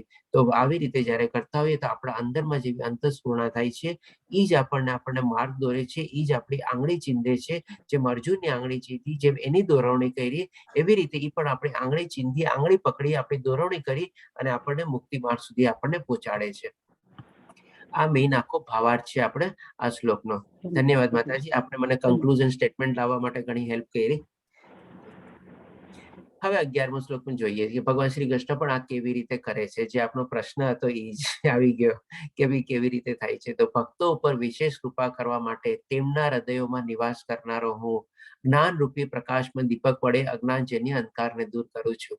તો જે પ્રમાણે રશ્મિ માતાજીએ કીધું ડેફિનેટલી આપણા હૃદયમાંથી જ આપણને એવી અંતસ્ફૂર્ણા થાય છે, એવો કંઈક અવાજ સંભળાય છે, અથવા તો એવું કંઈક આપણને દેખાય છે, અથવા તો એવી કોઈ ચીજનો આપણને અહેસાસ થાય છે, ફીલ થાય છે, અને એ ચીજ જો આપણે કેચ કરી લઈએ, કારણ કે કેચ કરવી બહુ વધારે ઇમ્પોર્ટન્ટ છે, અને જો કેચ કરી અને એ જ રીતે એટલા જ માટે ભગવાન શ્રી કૃષ્ણ સ્ટાર્ટિંગમાં કીધું હવે તું સાંભળ, એટલા જ માટે મેં આપણે બધાને આ લિસનિંગ ટેકનિક આપણે ડિસ્ક્રાઇબમાં સમજાવી કે આપણે કેચ કેવી રીતે કરવું, કારણ કે ઘણી વાર આપણને અંતસ્ફૂર્ણા થાય છે, પણ આપણે શું આંખ આડા કાન કરીએ છીએ, ન જોયેલું જોઈ એવું કરી નાખે, ન સાંભળેલું આપણે બાજુ કહેવાય છે ને બધી આપણે ન જોવા બરાબર જોવે છે, સાંભળવા બરાબર સાંભળે છે, આંખ આડા કાન કરે છે, આ બધા અલગ અલગ રીતે હોય છે.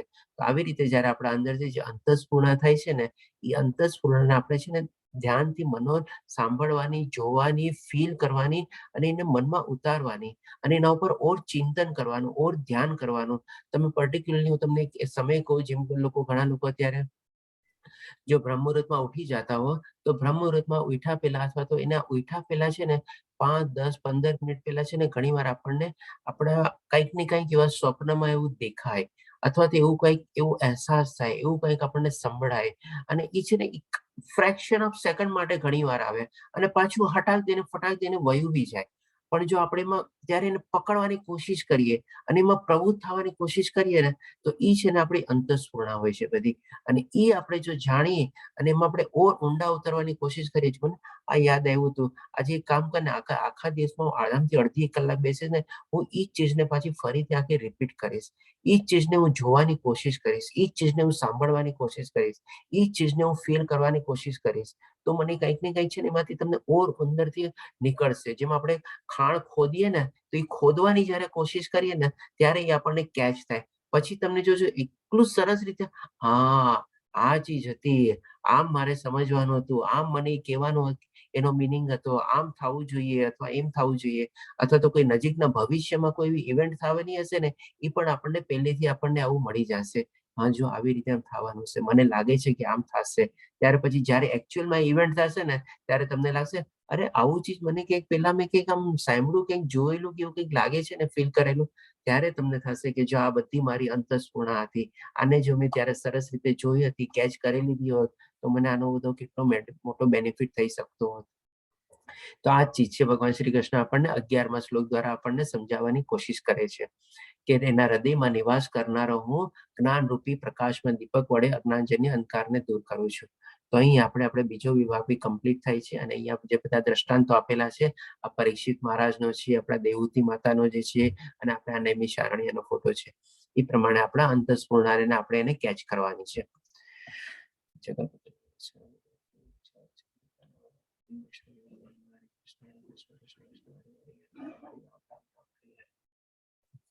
તો અહીં આપણે 2 વિભાગ કમ્પ્લીટ કર્યા, ત્રીજો વિભાગ આપણે કાલે લેશું.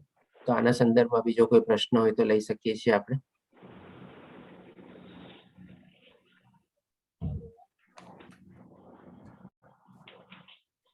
અધ્યાય બહુ સરસ હતો, ઘણી ચીજ આપણે થોડી ડીપમાં અને સરસ રીતે જો કેચ કરવાની કોશિશ કરીએ તો ઘણો ફાયદો થાય આપણને. અને આજે સોહિની માતાજીને કંઈક પોતાનું મંતવ્ય છે સાધના ચાર્ટ વિશે, તો ડેફિનેટલી સોહિની માતાજી આપ શેર કરી શકો છો. એની પ્રથમ પહેલા રાજેન્દ્ર પ્રભુજીનો હેન્ડ રેઝ છે, તો પ્રશ્ન લઈ લઈએ આપણે. હરે કૃષ્ણ રાજેન્દ્ર પ્રભુજી. હરે કૃષ્ણ પ્રભુજી. આપણે જે સપ્તઋષિના ગોત્ર જોયા, એમાં ગોત્રના હિસાબે મનુષ્યનો સ્વભાવ નક્કી થતો હોય છે. કારણ કે એમ જોવા જઈએ તો દુર્વાસા ઋષિ એકદમ ગુસ્સાવાળા હતા. તો જે લોકોની પ્રકૃતિ અથવા જે લોકોનું સ્વભાવ ગુસ્સાવાળો હોય, આ તો જસ્ટ એક ક્વેશ્ચન રેઝ થયો માઇન્ડમાં કે બેઝડ ઓન ધેટ છે કે પછી અલગ છે? પ્રભુજી, આપનો પ્રશ્ન સારો પ્રશ્ન છે. તો આમાં એક ક્લિયર કરીશ કે ભાઈ ડેફિનેટલી આપણે જે સપ્તઋષિનો છે એના પ્રમાણે આપણો ગોત્ર ડિસાઈડ થાય છે, પણ એના પ્રમાણે આપણો સ્વભાવ ડિસાઈડ નથી થતો. આપણો જે સ્વભાવ છે એ ત્રિગુણી માયાના સંદર્ભના હિસાબે થાય છે, એના હેઠળ આપણે આવી જઈએ છીએ, અને એ રીતે આપણો બિલ્ડઅપ થાય છે. અને એ સ્વભાવ બી આપણે સમય પ્રમાણે આપણે ચેન્જ કરી શકીએ છીએ. સતોગુણ, રજોગુણ, તમોગુણને બી આપણે અલગ અલગ પ્રમાણે આપણા માત્રામાં વધારે ઘટાડો આપણે કરી શકીએ છીએ, જેમ જેમ આપણને જ્ઞાન ને બધું પ્રવૃત્ત થાય છે એવી રીતે.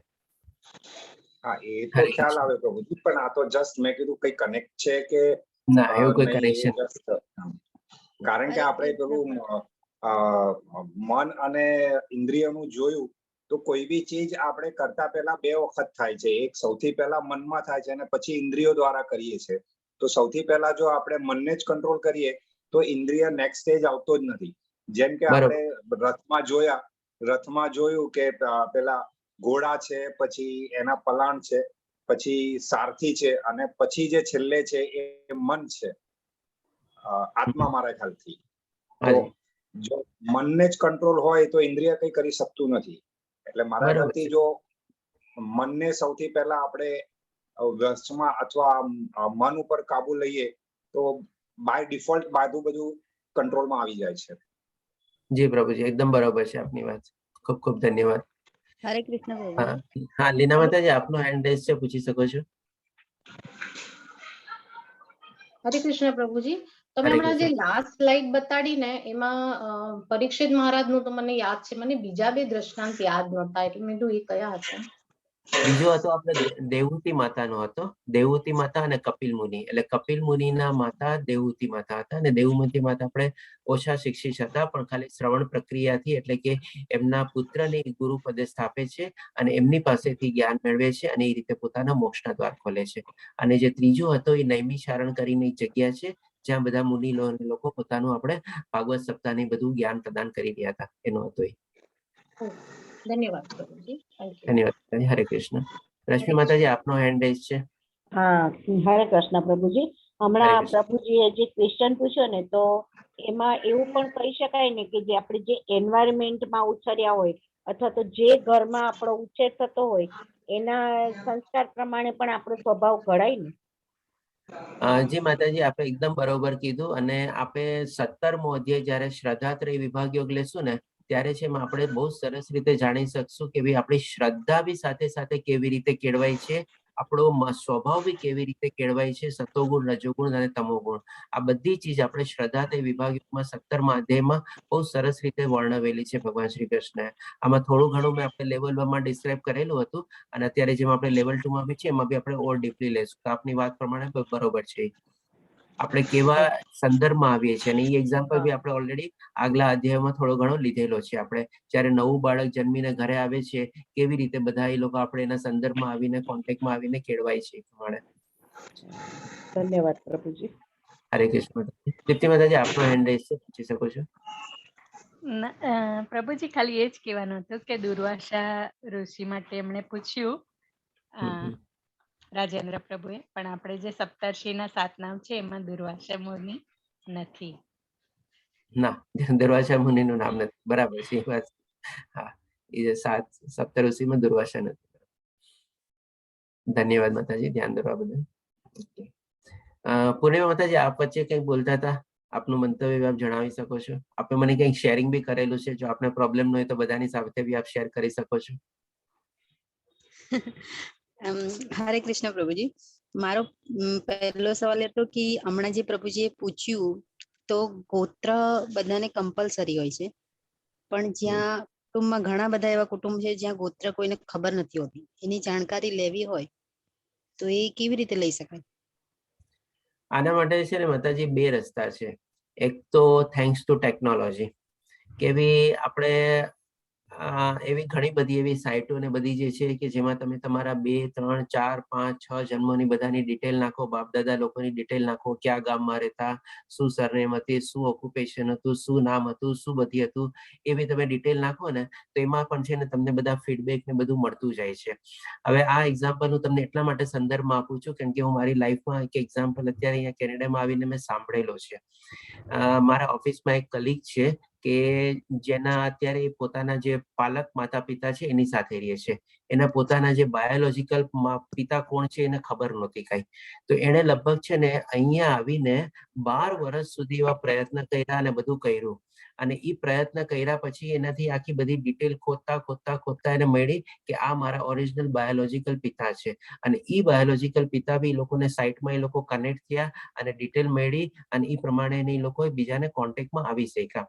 હજી નો ડાઉટ અહીંયા જ રહે છે, એના પાલક પિતા સાથે જ રહે છે, અને પછી એકવાર ફિઝિકલી જઈને એના જે બાયોલોજીકલ પિતા હતા એ અત્યારે બીજા કન્ટ્રીમાં છે, ત્યાં જઈને એને મળી આવી, એના પિતા બી અહીંયા આવ્યા, બંનેને મળ્યા ને બધું થયું. તો આ એક સાધન છે કે જે આપણને ટેકનોલોજીનો હેલ્પ મળી શકે છે. આ મારી સામે એકદમ લાઈવ એક્ઝામ્પલ છે ને અનુભવેલો એક્ઝામ્પલ છે, એટલા માટે હું આપની સાથે શેર કરી શકું છું કે એમાં આપણને ગૌત્ર બી આપણને આપણો મળી શકે છે. જો આ બધી આપણી 2, 4, 5 જનરેશનની ડિટેલ આપણે આપી શકીએ. તો હોઈ શકે ગૌત્ર આપણને ખ્યાલ ન હોય, પણ એટલીસ્ટ બાપ દાદાના ડિટેલની તો આપણને ખ્યાલ હોય, આપણું ગામ તો આપણને કદાચ ખ્યાલ હોય. એ બધી ડિટેલ નાખો તો સામેથી બધા એવા ફીડબેક ને આવે છે અને આપણને ગોત્ર ફાઇન્ડ કરવામાં કદાચ હેલ્પફુલ થઈ શકે છે, જે કદાચ ઓલી છોકરીની પ્રમાણે થયું એ રીતે. અને બીજું ચીજ ઈ છે કે બીજું ચીજ આપણે જોઈએ કે આપણે શું છે કે ભાઈ માની લો આપણને ખબર નથી આપણું ગોત્ર છે, પણ તમને ખબર તો છે ને તમે ક્યાં ગામના મૂળ વતન છે. જેમ કે આજે હું મારો એક્ઝામ્પલ લઉં, હું મારા ગામના મૂળ વતનમાં આજે હાર્ડલી 2 કે 3 વાર ગયું હોઈશ, અને પણ કંઈક ને કંઈક આપણે નિવેદ ને બધું કરવા જતા હોઈએ. તો ત્યારે જ્યાં આપણે જઈએ ને તો ત્યાં છે ને આજની તારીખમાંથી એવા બધા વડીલો ને બધા બેઠા છે કે જે છે ને આપણા બાપ દાદાના નામથી આપણને ઓ આનો પૌત્ર ને આનો ને આને ઓ ઓલી શેરીમાં રહેતો ને આ અહીંયા રહેતો ને વા રહેતો ને ઓ એ તો આ કુળદેવીને માને છે ને ઓલા કુળદેવીને માને છે ને. તો એ પ્રમાણે પણ છે ને આપણને આપણા ગોત્રનો આપણને ખ્યાલ મળી શકે છે, અથવા આપણે એને શોધી શકીએ છીએ, અથવા તો આપણને મદદ બી એ રીતે આપણને મળી શકે છે.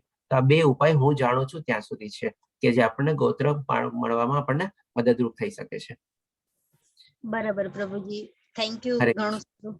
કારણ હરે કે કૃષ્ણ. લોકો પૂજા કરાવતા હોય ને ગોત્ર પૂછે અને આપણને ખબર ન હોય તો મહારાજ એક જ વસ્તુ બોલે કે તમારે કશ્યપ ગોત્ર બોલીને ચાલો. બરાબર છે. પણ ના આ રીતે જો તમે કરો ને પ્રયત્ન કરશો ને તો ભગવાન શ્રી કૃષ્ણ તમારી આંગળી પકડશે. પ્રયત્ન નહીં કરો ને તો પછી કોઈ નથી. બસ અંતમાં એક જ ચીજ કહીશ, બસ બધી ચીજ આપણે પ્રયત્ન કરવાની છે. ભગવાન શ્રી કૃષ્ણ બેઠા છે, એ આપણને જોવે છે, આપણા સાક્ષી રૂપે છે, અને આપણી આંગળી ચીંધશે જ, આપણની દોરવણી કરશે જ, બસ આપણને મદદ કરશે જ. અને એમાં મને તો ઓલી જયારે છોકરીનો 12 વર્ષની જે મહેનત ને બધું મને દેખાડ્યું કર્યું, અને બધું મને દેખાડ્યું કે આ જો અમારા ફાધર છે, અમે અહીંયા મળ્યા આવી રીતે, પાછું પુરાવા સાથે એના ફાધરે બી પ્રૂફ કરીને દેખાડ્યું કે તું મારી દીકરી છો. અને આની દીકરી એવી કીધું કે હા તમે મારા ફાધર છો, હું માનું છું એવી રીતે. એટલે પછી આમ રિયલી બહુ આમ સરપ્રાઇઝિંગ લાગે કે હા આવી જ તેવી ઘટના થઈ શકે છે લાઈફમાં. બરાબર બરાબર. અચ્છા, બીજી વસ્તુ મારે શેર કરવી હતી સર્વ ભક્તોને કે કેતન પ્રભુજી સાથે હું ક્લાસમાં રહું છું ને મને ઘણું સારું જાણકારી મળે છે. એમના શબ્દોથી હું બહુ સારી રીતે સમજી શકું છું, અને મારી લાઈફમાં એટલા બધા પ્રોબ્લેમ્સ છે, પણ ક્લાસ એટેન્ડ કરવાથી મને જે શાંતિ મળે છે, મને જે નોલેજ મળે છે, ને મને પ્રભુજીનો બહુ સારો એવો સહકાર મળ્યો છે. ધન્યવાદ કરું છું પ્રભુજી. ધન્યવાદ માતાજી. અને હા પુણે માતાજી આપે બી સરસ યાદ દેવડાવ્યું. આજે જેમ આપણે સાંભળવા ઉપર સાંભળ્યું કે ભાઈ કેવી રીતે આપણે સાંભળવું જોઈએ, તો આજે ચાલો હર વખતે હું બોલું છું ને આપ શું સાંભળો છો, તો આજે આપણા તરફથી આપણે ઓલરેડી 10 અધ્યાય અત્યારે કમ્પ્લીટ થઈ ગયા લેવલ 2 ના. આમાંથી ઘણા લોકો આપ મારી સાથે લેવલ 1 થી હશે અને ઘણા લોકો અત્યારે લેવલ 2 થી જોડાયેલા છે. તો આપ લોકો મને આજે સંભળાવો કે ભાઈ મારો એવો શું ફીડબેક ને બધું જો મને આપના તરફથી મળશે, આપણા બધા ભક્તો તરફથી, તો મને ખુશી થશે. અને વધારે જાણવામાં મને એ રસ છે કે કોઈ જગ્યાએ હું ઊંડો નથી ઉતર્યો ને, કોઈ જગ્યાએ મારી ત્રુટિ નથી ને, કોઈ જગ્યાએ મારી કોઈ ખામી નથી ને, તો એ જો મને જણાવશો તો એ મને જાણવામાં વધારે ખુશી અને આનંદ બી થશે કે જેથી કરીને હું એને સુધારી શકું અથવા એનો પ્રયત્ન કરું અને આગળ ભક્તોને પણ આગળના ક્લાસમાં બી એનો લાભ મળી શકે. કોઈ જગ્યાએ હું ઊંડો ન ઉતરવું જોઈએ એવી કોશિશ કરું છું. તો પ્લીઝ આપ શું બધા મને જો કહેશો તો પ્લીઝ ખુશી થશે. કોઈ ભૂલતો નથી. મને તો ઘણો સારો ફાયદો થયો છે અને બહુ સારું એવું એ મળ્યું છે. એના માટે હું ધન્યવાદ કરું છું કે મને કૃષ્ણ ભગવાને તમારા અંડરમાં સાખવા માટે મને મોકલાવી, અને ઘણો ઘણો આભાર તમારો. હરે કૃષ્ણ પ્રભુજી. એક્સલન્ટ થી વધારે કઈ હોય ને તો એવું છે પ્રભુજી તમારું. પ્રયાસ કરીએ છીએ બસ. જે રિપીટર છે એ લોકો બી કહી શકે છે. રાજેન્દ્ર પ્રભુજી આપ બી જણાવી શકો છો. ધન્યવાદ લલિત પ્રભુજી. ધન્યવાદ પ્રભુજી. મારો પ્રશ્ન હતો એક, પછી આવું પોઈન્ટ ઉપર કે ગોત્ર એક્ઝેક્ટલી છે શું, એનો મતલબ શું છે, અને એનાથી ફાયદા શું છે, કે મનુષ્ય જીવન પર શું ફરક પડે છે એના? શું ફરક આપણે ચલો પેલા ગોત્ર શું છે એ રીતે લઈ લઈએ આપણે.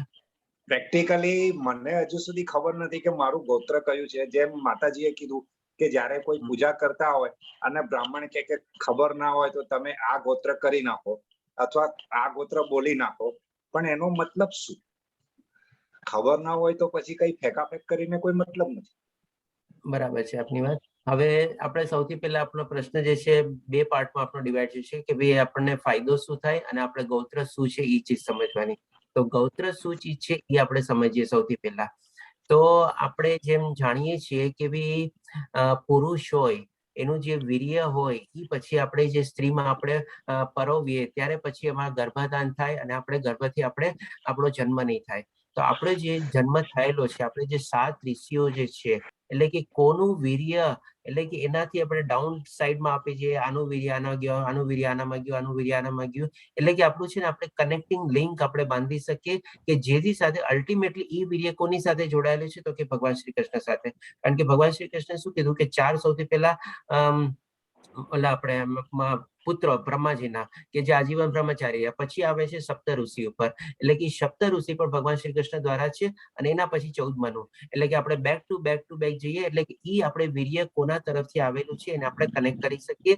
આ છે ગોત્રનો મેઇન મિનિંગ. આપણે કે ભાઈ આપણો સ્ત્રોત શું છે, આપણો ઈ છે. ડેફિનેટલી જેમ બધાનો સ્ત્રોત તો ભગવાન શ્રી કૃષ્ણ છે તો આપણે એ રીતે બી લઈ શકીએ, પણ આપણે શું કામ આપણે પહેલા આપણે મા બાપનું નામ લઈએ છીએ કે ભાઈ તમે કોઈ આપણને પૂછે તમે કોના સંતાન, આપણે કેમ તરત એમ નથી કહેતા કે હું ભગવાન શ્રી કૃષ્ણનું સંતાન છું, એમ તો આપણે નથી કહેતા.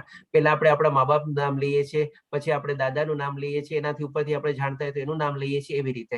એટલે કે આ જસ્ટ એક આપણી ઓળખ માટે, આપણે ભૌતિક દુનિયાના ઓળખ માટે આપણે છે, પણ અલ્ટિમેટલી આપણો સ્ત્રોત છે ભગવાન શ્રી કૃષ્ણ. એટલા માટે પણ પૂજા ને બધામાં આપણે કહેવાય છે કાંઈ ન જાણતા હોય તો કશ્યપનું નામ લઈ લો, કારણ કે પણ ભગવાન શ્રી કૃષ્ણના એમાંથી જ વીર્યમાન એમાંથી આવેલું છે. એ રીતે આ થયું આપણે ગોત્રનું મિનિંગ. આપણે હવે લાઈફમાં ઇમ્પોર્ટન્સ શું છે એ આપણે જે બીજો પ્રશ્ન છે આપણે એ જાણી લઈએ.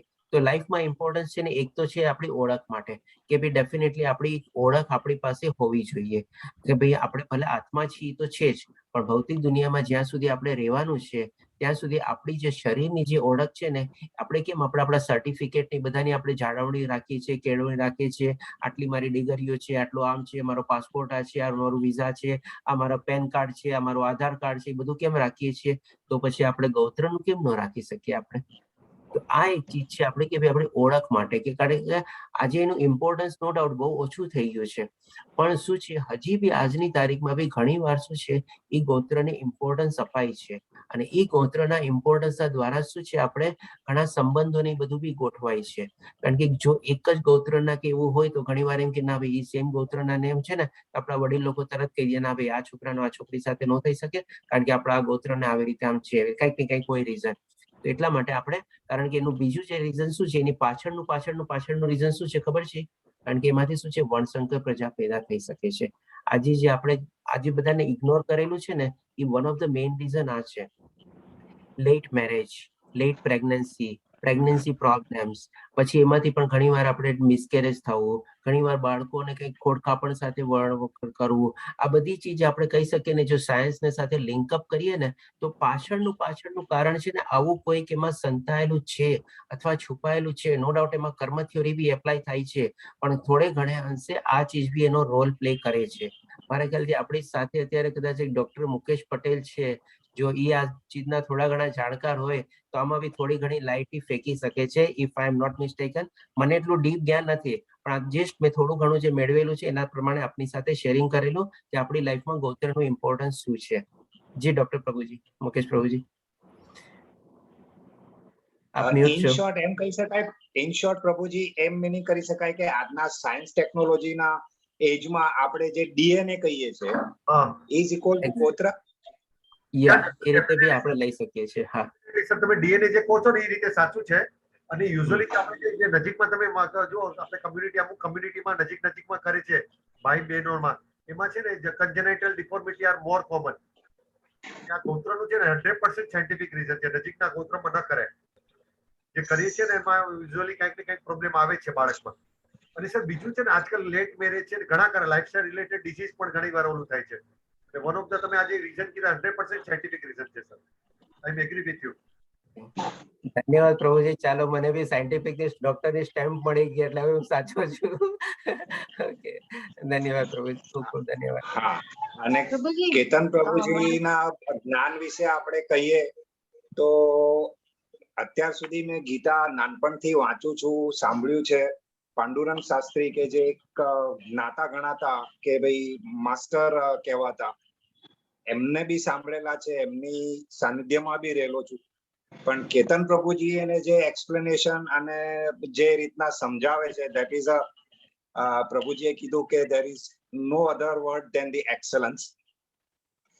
ઘણી વાર હું મિસ કરું છું ક્લાસ, પણ અંદર કંઈક થયા કરે છે કે મિસિંગ સમથિંગ એમ. એટલે જ્યારે બી મને ટાઈમ મળે છે તો હું અટેન્ડ કરું જ છું, પણ ટાઈમ સમય બળવાન છે, કશું આપણે કરી શકતા નથી. એના હિસાબે ઘણી વાર ક્લાસીસ મિસ થઈ જાય છે. તો પ્રભુજી જે રીતના સમજાવે છે there is excellence. સીધું મગજ આપણે જે કહીએ છીએ, પ્રભુજી અત્યારે સમજાવી રહ્યા છે કે સાંભળવાની રીત, there is હિયરિંગ અને લિસનિંગમાં ઘણો ફરક છે. કે જે ઇફેક્ટિવ લિસનિંગ નો હું ટ્રેનિંગ આપું છું ઓન ઇફેક્ટિવ લિસનિંગ. તો જે પ્રભુજી કે છે એ ટોટલી ઇફેક્ટિવ લિસનિંગમાં જાય છે, નોટ હિયરિંગમાં. એટલે in a single word, Ketan પ્રભુજીનું જે કંઈ બી એક્સપ્લેનેશન હોય છે is real listening, not hearing. અને મેં એપ્રિલના ક્લાસ બી ફરીથી જોઈન કરી દીધા છે પ્રભુજી. અને ખૂબ સરસ, ધન્યવાદ પ્રભુજી. શ્લોકા રીડિંગ હું લઈશ. ઓકે, ખૂબ સરસ, ખૂબ સરસ. હા મુકેશ પ્રભુજી.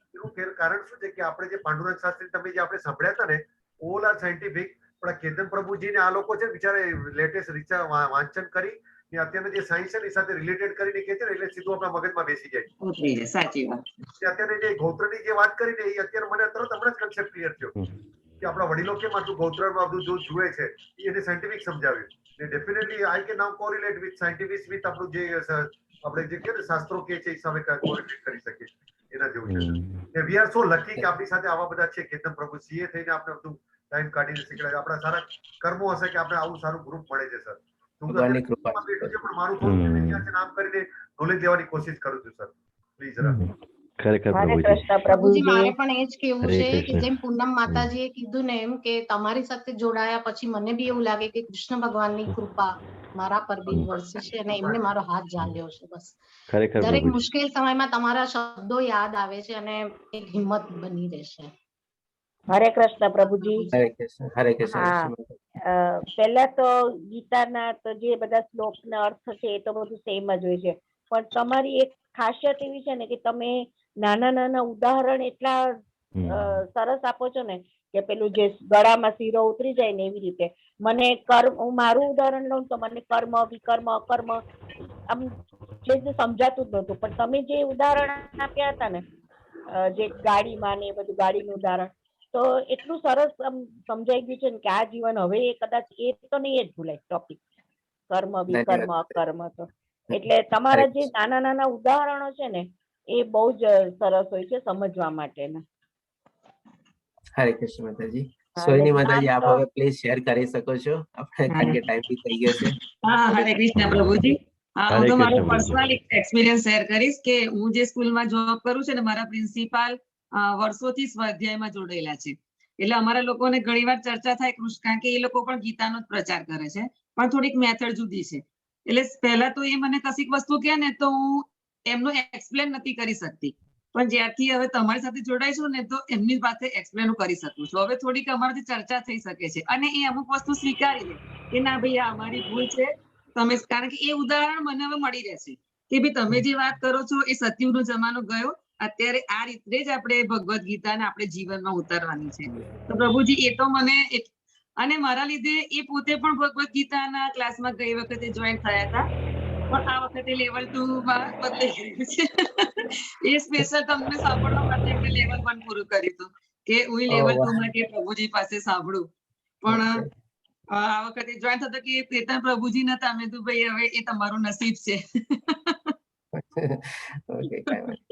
હરે કૃષ્ણ માતાજી, ખૂબ ખૂબ ધન્યવાદ. હરે કૃષ્ણ પ્રભુજી. પ્રભુજી, તમે લાસ્ટ ટાઈમ બી જે ફૂલ ફળ ને એનું જે એક્ઝામ્પલ આપેલું ને, પત્ર પુત્રમ ફૂલ પત્ર પુષ્પમ ફલમ તોયમ, એટલું સુપર હતું ને કે આપણા હમણાંના જે આપણું જે લેવલ હોય ને એમાં સમજવા માટે બહુ જ સરસ છે, કોઈને બી સમજાવવા માટે બહુ જ સરસ છે. અને પ્રભુજી મારે એક હતું કે તમે જે સાંભળવાની પ્રક્રિયા 4 કીધી ને, તો એમાંથી એક એટેન્ટિવ, બીજી ઇમોશનલ, બીજી સિલેક્ટિવ, તો ચોથી કઈ મારી મિસ થઈ ગઈ? ટોટલ મેં 4 આપની સામે વર્ણવી, પણ પ્રક્રિયા હજી 5 છે ટોટલ.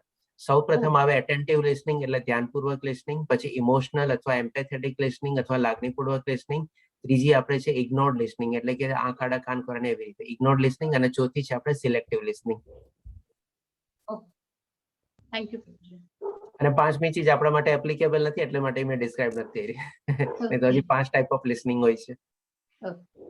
હરે કૃષ્ણ પ્રભુજી. હરે કૃષ્ણ.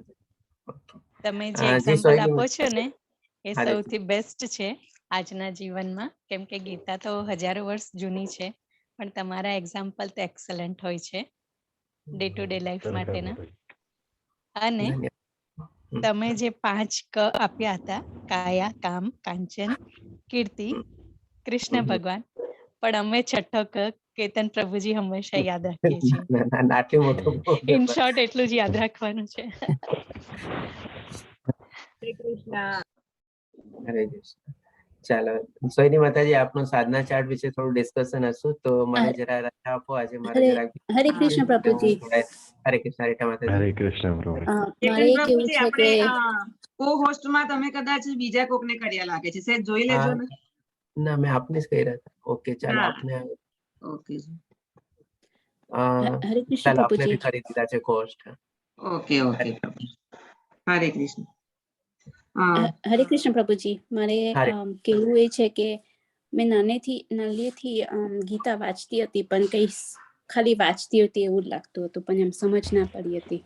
જ્યારે મેં આ લેવલ 1 સ્ટાર્ટ કર્યું તમારી સાથે, તો આમ લાગ્યું કે ગીતામાં શું છે તે સમજ પડી ને એમ મારા જીવનમાં થોડો ચેન્જીસ આવ્યો છે. તો થેન્ક યુ પ્રભુજી. ધન્યવાદ માતાજી. હરી કૃપા છે. ચાલો સોરી એવું કરું છું. ઓકે, કાલે ફરીથી મળશું. આપણે બધા થોડીક વાર જોઈન રહીશું. પ્રભુજીને કામ છે એટલે જાય છે. હરે કૃષ્ણ. હરે કૃષ્ણ માતાજી. હરે કૃષ્ણ બધાને. 2 જ મિનિટનું કામ છે. બહુ સમય નહીં. હરે કૃષ્ણ સોહિની માતાજી. હરે કૃષ્ણ. 2 જ મિનિટનું થોડુંક તમને યાદ કરાવતું કે આપણે દર શુક્રવારે રાત્રે 10 વાગ્યા પહેલા સાધના ચાર્ટ સબમિટ કરાવવાનું હોય છે. પણ મોસ્ટલી આપણે અત્યારે જુઓ આપણા મીટિંગમાં 21 જણા દેખાય છે. હમણાં ચાલુ મીટિંગમાં 28 29 લોકો હતા, પણ સબમિશન કાલ રાત સુધીનું 8 લોકોએ જ કરાવ્યું છે. થોડુંક આપણે એમાં ધ્યાન આપવાની જરૂર છે. જો હું નામ બોલું, કદાચ કોઈક રહી ગયું હોય તો મને કહેજો. જયશ્રી સોની, પાર્થ દવે, ગુરુનાથ ફડકે, દર્શના ભટ્ટ, કિરીટ કુમાર બારિયા, મયંક પારેખ, રશ્મિ દેસાઈ અને હું પોતે છું. તો 8 સિવાય આગળના પણ મહિનામાં 6 7 7 જ સબમિટ થયેલા છે. તો પ્રભુજીએ ખાસ એવી સૂચના આપી છે કે આપણે જે આ ક્લાસ અટેન્ડ કરીએ છીએ એ આપણા જ્ઞાનમાં વધારો કરવા માટેનો ક્લાસ છે, એ આપણે સ્વીકાર્યું છે. પણ આ ક્લાસ આપણે એટલે અટેન્ડ કરીએ છીએ કે આપણે ભક્તિમાં આગળ વધી શકીએ. ભક્તિમાં તમે કેટલી પ્રોગ્રેસ કરી એ આ સાધના ચાર્ટ દ્વારા જ આપણે એનો ખ્યાલ મેળવી શકીએ છીએ. એટલે કદાચ તમને એ જે સાધના ચાર્ટ નું એક્સેલ ચાર્ટ છે એમાં તમને ભરતા ના ફાવતું હોય તો તમે કાગળમાં દોરીને પણ મોકલી શકો છો. ઘણા બધા કાગળમાં દોરીને મોકલે છે.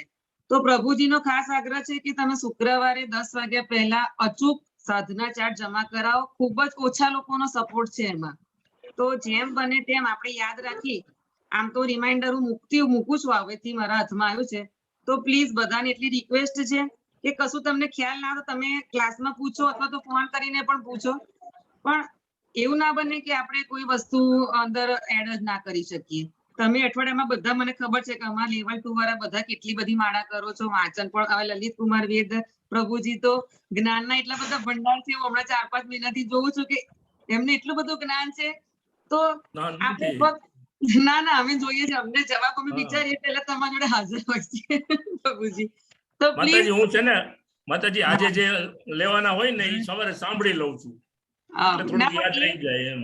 પણ એટલું પણ હોવું જોઈએ ને સાંભળવાનું, કે આપણને યાદ હોય કે મને રાત્રે ક્લાસ છે તો સવારે સાંભળું.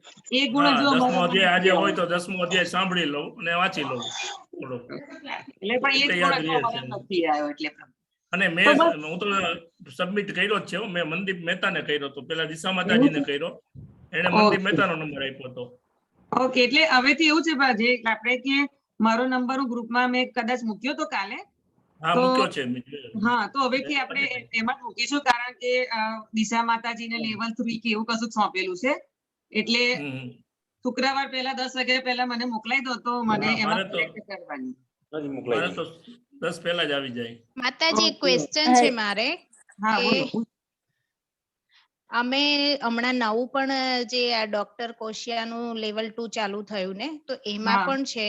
તો એવું બની શકે કે બે માટે એક જ સાધના ચાર્ટ, નહીં તો એ લોકોનું શનિવારનું છે ને આપણું ઓલ્ડ જે આ કેતન પ્રભુ વાળું છે એમાં શુક્રવાર છે.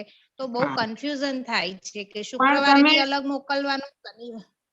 પણ તમે કદાચ એકમાં જ મોકલો તો પણ વાંધો નહીં આવે ને, કારણ કે આપણે તો એટલે હું એ જ પૂછું છું કે હા, તો અમારે બંનેમાં મોકલવાનું કે એકમાં મોકલીએ તો ચાલે? આમ તો જો હું પણ બંને જોઈન્ટ કરું છું, પણ હું આ જ ગ્રુપમાં મોકલું છું, કારણ કે એ આપણું કઈ લીગલી ના કહેવાય, કારણ કે આપણે આ ગ્રુપમાં જોઈન્ટ છે અને આમાં જ ક્વેશ્ચન આન્સર બી આપણે કદાચ 10મા અધ્યાયમાં આજે પહોંચી ગયા. હા, આપણે ક્વેશ્ચન બી ફરી ભરવાના કે શું, એ કન્ફ્યુઝન રહે છે. હા, ના, આપણે માતાજી એમ તો આપણે લેવલ 1 પણ કેટલી બધી વાર કરીએ છીએ. આજે મેં જ 10 થી 11 વખત લેવલ 1 કર્યું છે, પણ દર વખતે આપણે ક્વેશ્ચન આન્સર નથી કરી શકતા ને, કારણ કે પછી આખું આપણું ઈમેલ આખું ચેન્જ થઈ જાય. હા, એ પણ ડર રહે છે કે આપણું જે ઓરિજિનલ છે એક ગ્રુપમાંથી ક્વેશ્ચન જતા રહે તો તકલીફ.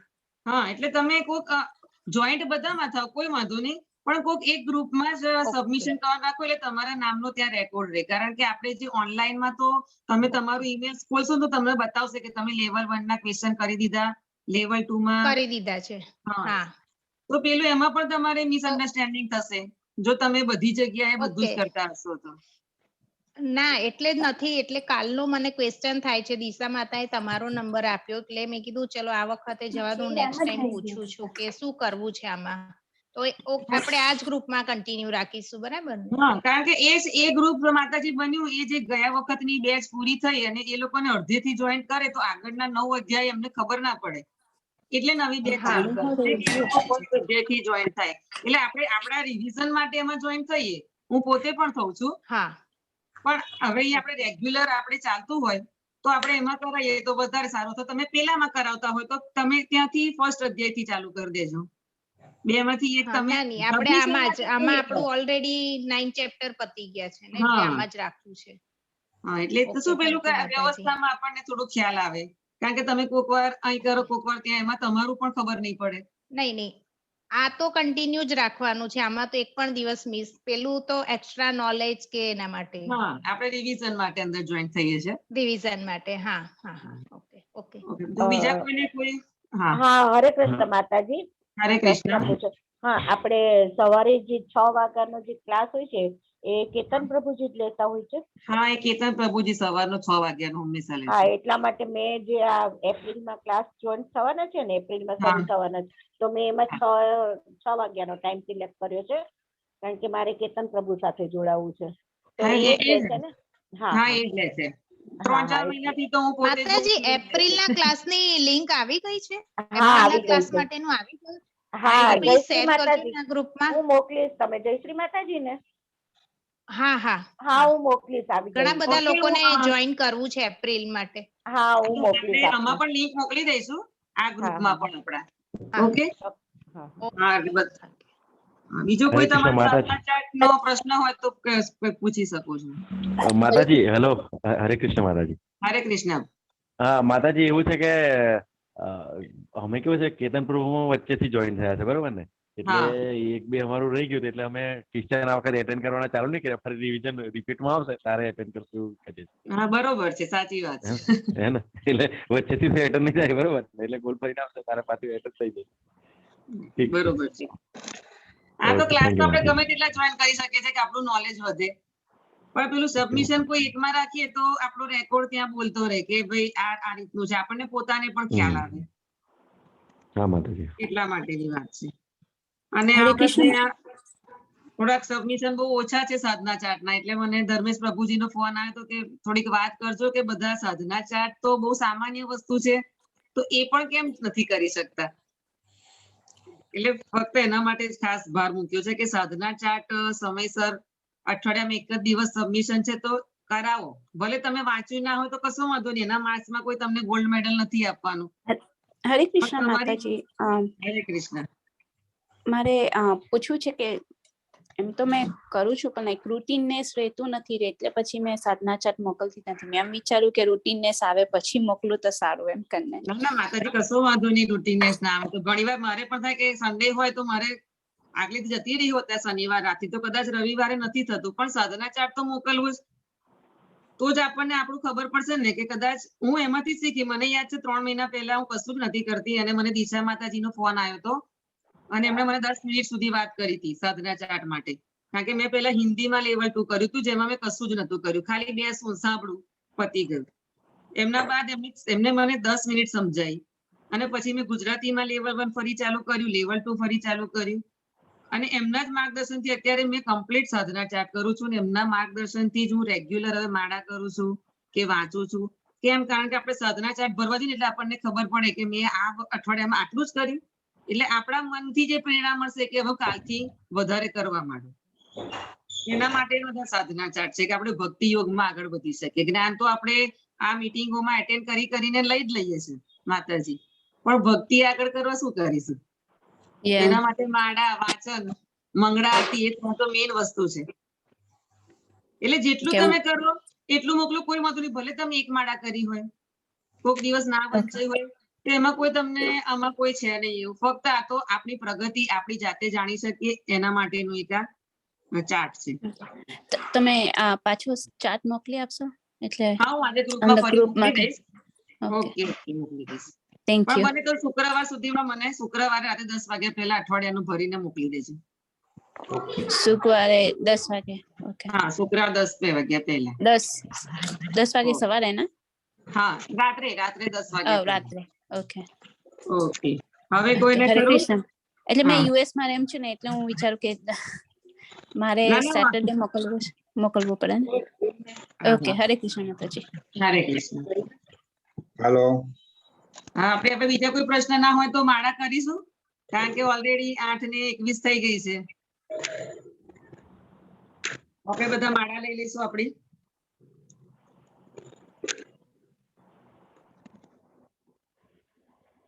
નહીં તો જેટલા આટલા વધ્યા છે એટલા બી જતા રહેશે. 17 તો થઈ ગયા છે 28 માંથી. સાધના ચાર્ટમાં એક માળા ગણાઈ જશે આજની, તો કરી લઈએ તો સારું. કદાચ 16 પતી કે જતા 17મી થઈ જશે. હરે કૃષ્ણ. શરૂ કરીશું આપણે. તો બધા પોતાના માઇક પણ ચાલુ કરજો અને બને તો કેમેરો ચાલુ કરો એટલે આપણે માળા કરવામાં થોડી સજાગતા આવે, અપરાધ ભાવ આપણામાં ના આવી શકે.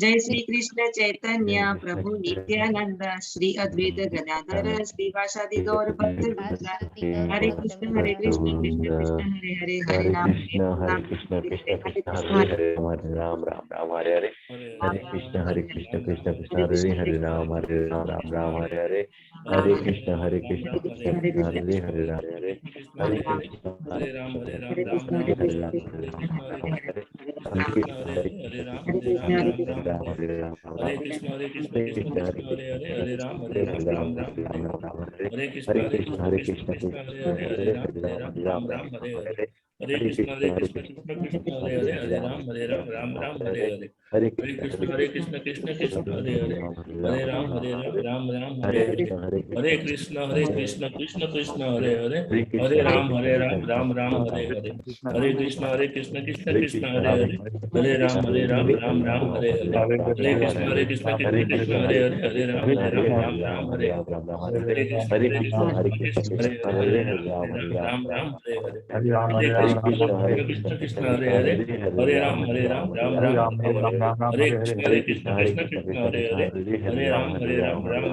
રામ રામ હરે રામ હરે હરે Hare Krishna, Hare Krishna, Krishna Krishna, Hare Hare, Ram Ram, Ram, Hare Hare, Hare Krishna, Krishna Krishna, Hare Hare, Hare Ram, Ram, Hare Hare, Hare Krishna, Krishna Krishna, Hare Hare, Hare Ram, Ram, Hare Hare, Hare Krishna, Krishna Krishna, Hare Hare, Hare Ram, Ram, Hare Hare, Hare Krishna, Krishna Krishna, Hare Hare, Hare Ram, Ram, Hare Hare, Hare Krishna, Krishna Krishna, Hare Hare, Hare Ram, Ram, Hare Hare, Hare Krishna, Krishna Krishna, Hare Hare, Hare Ram, Ram, Hare Hare, Hare Krishna, Krishna Krishna, Hare Hare, Hare Ram, Ram, Hare Hare, Hare Krishna, Krishna Krishna, Hare Hare, Hare Ram, Ram, Hare Hare, Hare Krishna, Krishna Krishna, Hare Hare, Hare Ram, Ram, Hare Hare, Hare Krishna, Krishna Krishna, Hare Hare, Hare Ram, Ram, Hare Hare, Hare Krishna, Krishna Krishna, Hare Hare, Hare Ram, Ram, Hare Hare, Hare Krishna, Krishna Krishna, Hare Hare, Hare Ram, Ram, Hare Hare, Hare Krishna, Krishna Krishna, Hare Hare,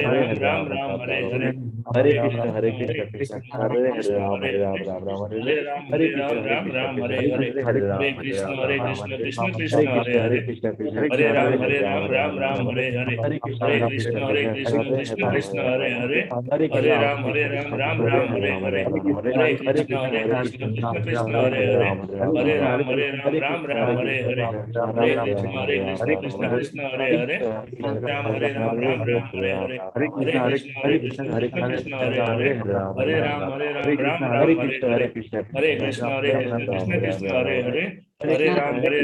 Ram, Hare Hare, Hare Krishna, Krishna Krishna, Hare Hare, Hare Ram, Ram, Hare Hare, Hare Krishna, Krishna Krishna, Hare Hare, Hare Ram, Ram, Hare Hare, Hare Krishna, Krishna Krishna, Hare Hare, Hare Ram, Ram, Hare Hare, Hare Krishna, Krishna Krishna, Hare Hare, Hare Ram, Ram, Hare Hare, Hare Krishna, Krishna Krishna, Hare Hare, Hare Ram, Ram, Hare Hare, Hare Krishna, Krishna Krishna, Hare Hare, Hare Ram, Ram, Hare Hare, Hare Krishna, Krishna Krishna, Hare Hare, Hare Ram, Ram, Hare Hare, Hare Krishna, Krishna Krishna, Hare Hare, Hare Ram, Ram, Hare Hare, Hare Krishna, Krishna Krishna, Hare Hare, Hare Ram, Ram, Hare Hare, Hare Krishna, Krishna Krishna, Hare Hare, Hare Ram, Ram, Hare Hare, Hare Krishna, Krishna Krishna, Hare Hare, Hare Ram, Ram, Hare Hare, Hare Krishna, Krishna Krishna, Hare Hare, Hare Ram, Ram, Hare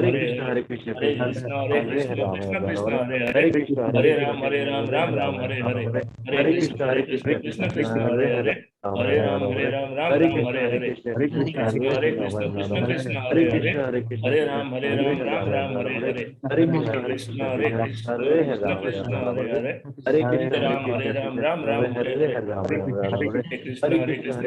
Krishna, Hare Ram, Hare Hare, Hare Krishna, Krishna Krishna, Hare Hare,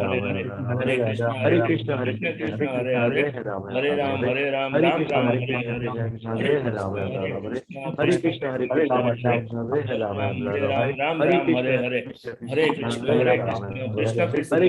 Hare Hare, Hare Krishna, Krishna Krishna, Hare Hare, Hare Ram, Ram, Hare Hare, Hare Krishna, Krishna Krishna, Hare Hare, Hare Ram, Ram, Hare Hare, Hare Krishna, Krishna Krishna, Hare Hare, Hare Ram, Ram, Hare Hare, Hare Krishna, Krishna Krishna, Hare Hare, Hare Ram, Ram, Hare Hare, Hare Krishna,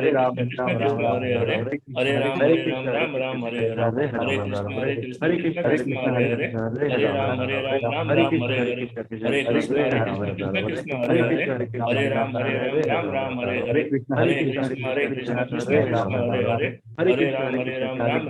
Hare, Hare Krishna, Krishna Krishna, Hare Hare, Hare Ram, Ram, Hare Hare, Hare Krishna, Krishna Krishna, Hare Hare, Hare Ram, Ram, Hare Hare, Hare Krishna, Krishna Krishna, Hare Hare, Hare Ram, Ram, Hare Hare, Hare Krishna, Krishna Krishna, Hare Hare, Hare Ram, Hare Hare, Hare Krishna, Krishna Krishna, Hare Hare, Hare Ram, Ram, Hare Hare, Hare Krishna, Krishna Krishna, Hare Hare, Hare Ram, Ram, Hare Hare, Hare Krishna, Krishna Krishna, Hare Hare, Hare Ram, Ram, Hare Hare, Hare Krishna, Krishna Krishna, Hare Hare, Hare Ram, Ram, Hare Hare, Hare Krishna, Krishna Krishna, Hare Hare, Hare Ram, Ram, Hare Hare, Hare Krishna, Krishna Krishna, Hare Hare, Hare Ram, Ram, Hare Hare, Hare Krishna, Krishna Krishna, Hare Hare, हरे राम राम राम हरे हरे, हरे कृष्ण कृष्ण कृष्ण हरे हरे, हरे राम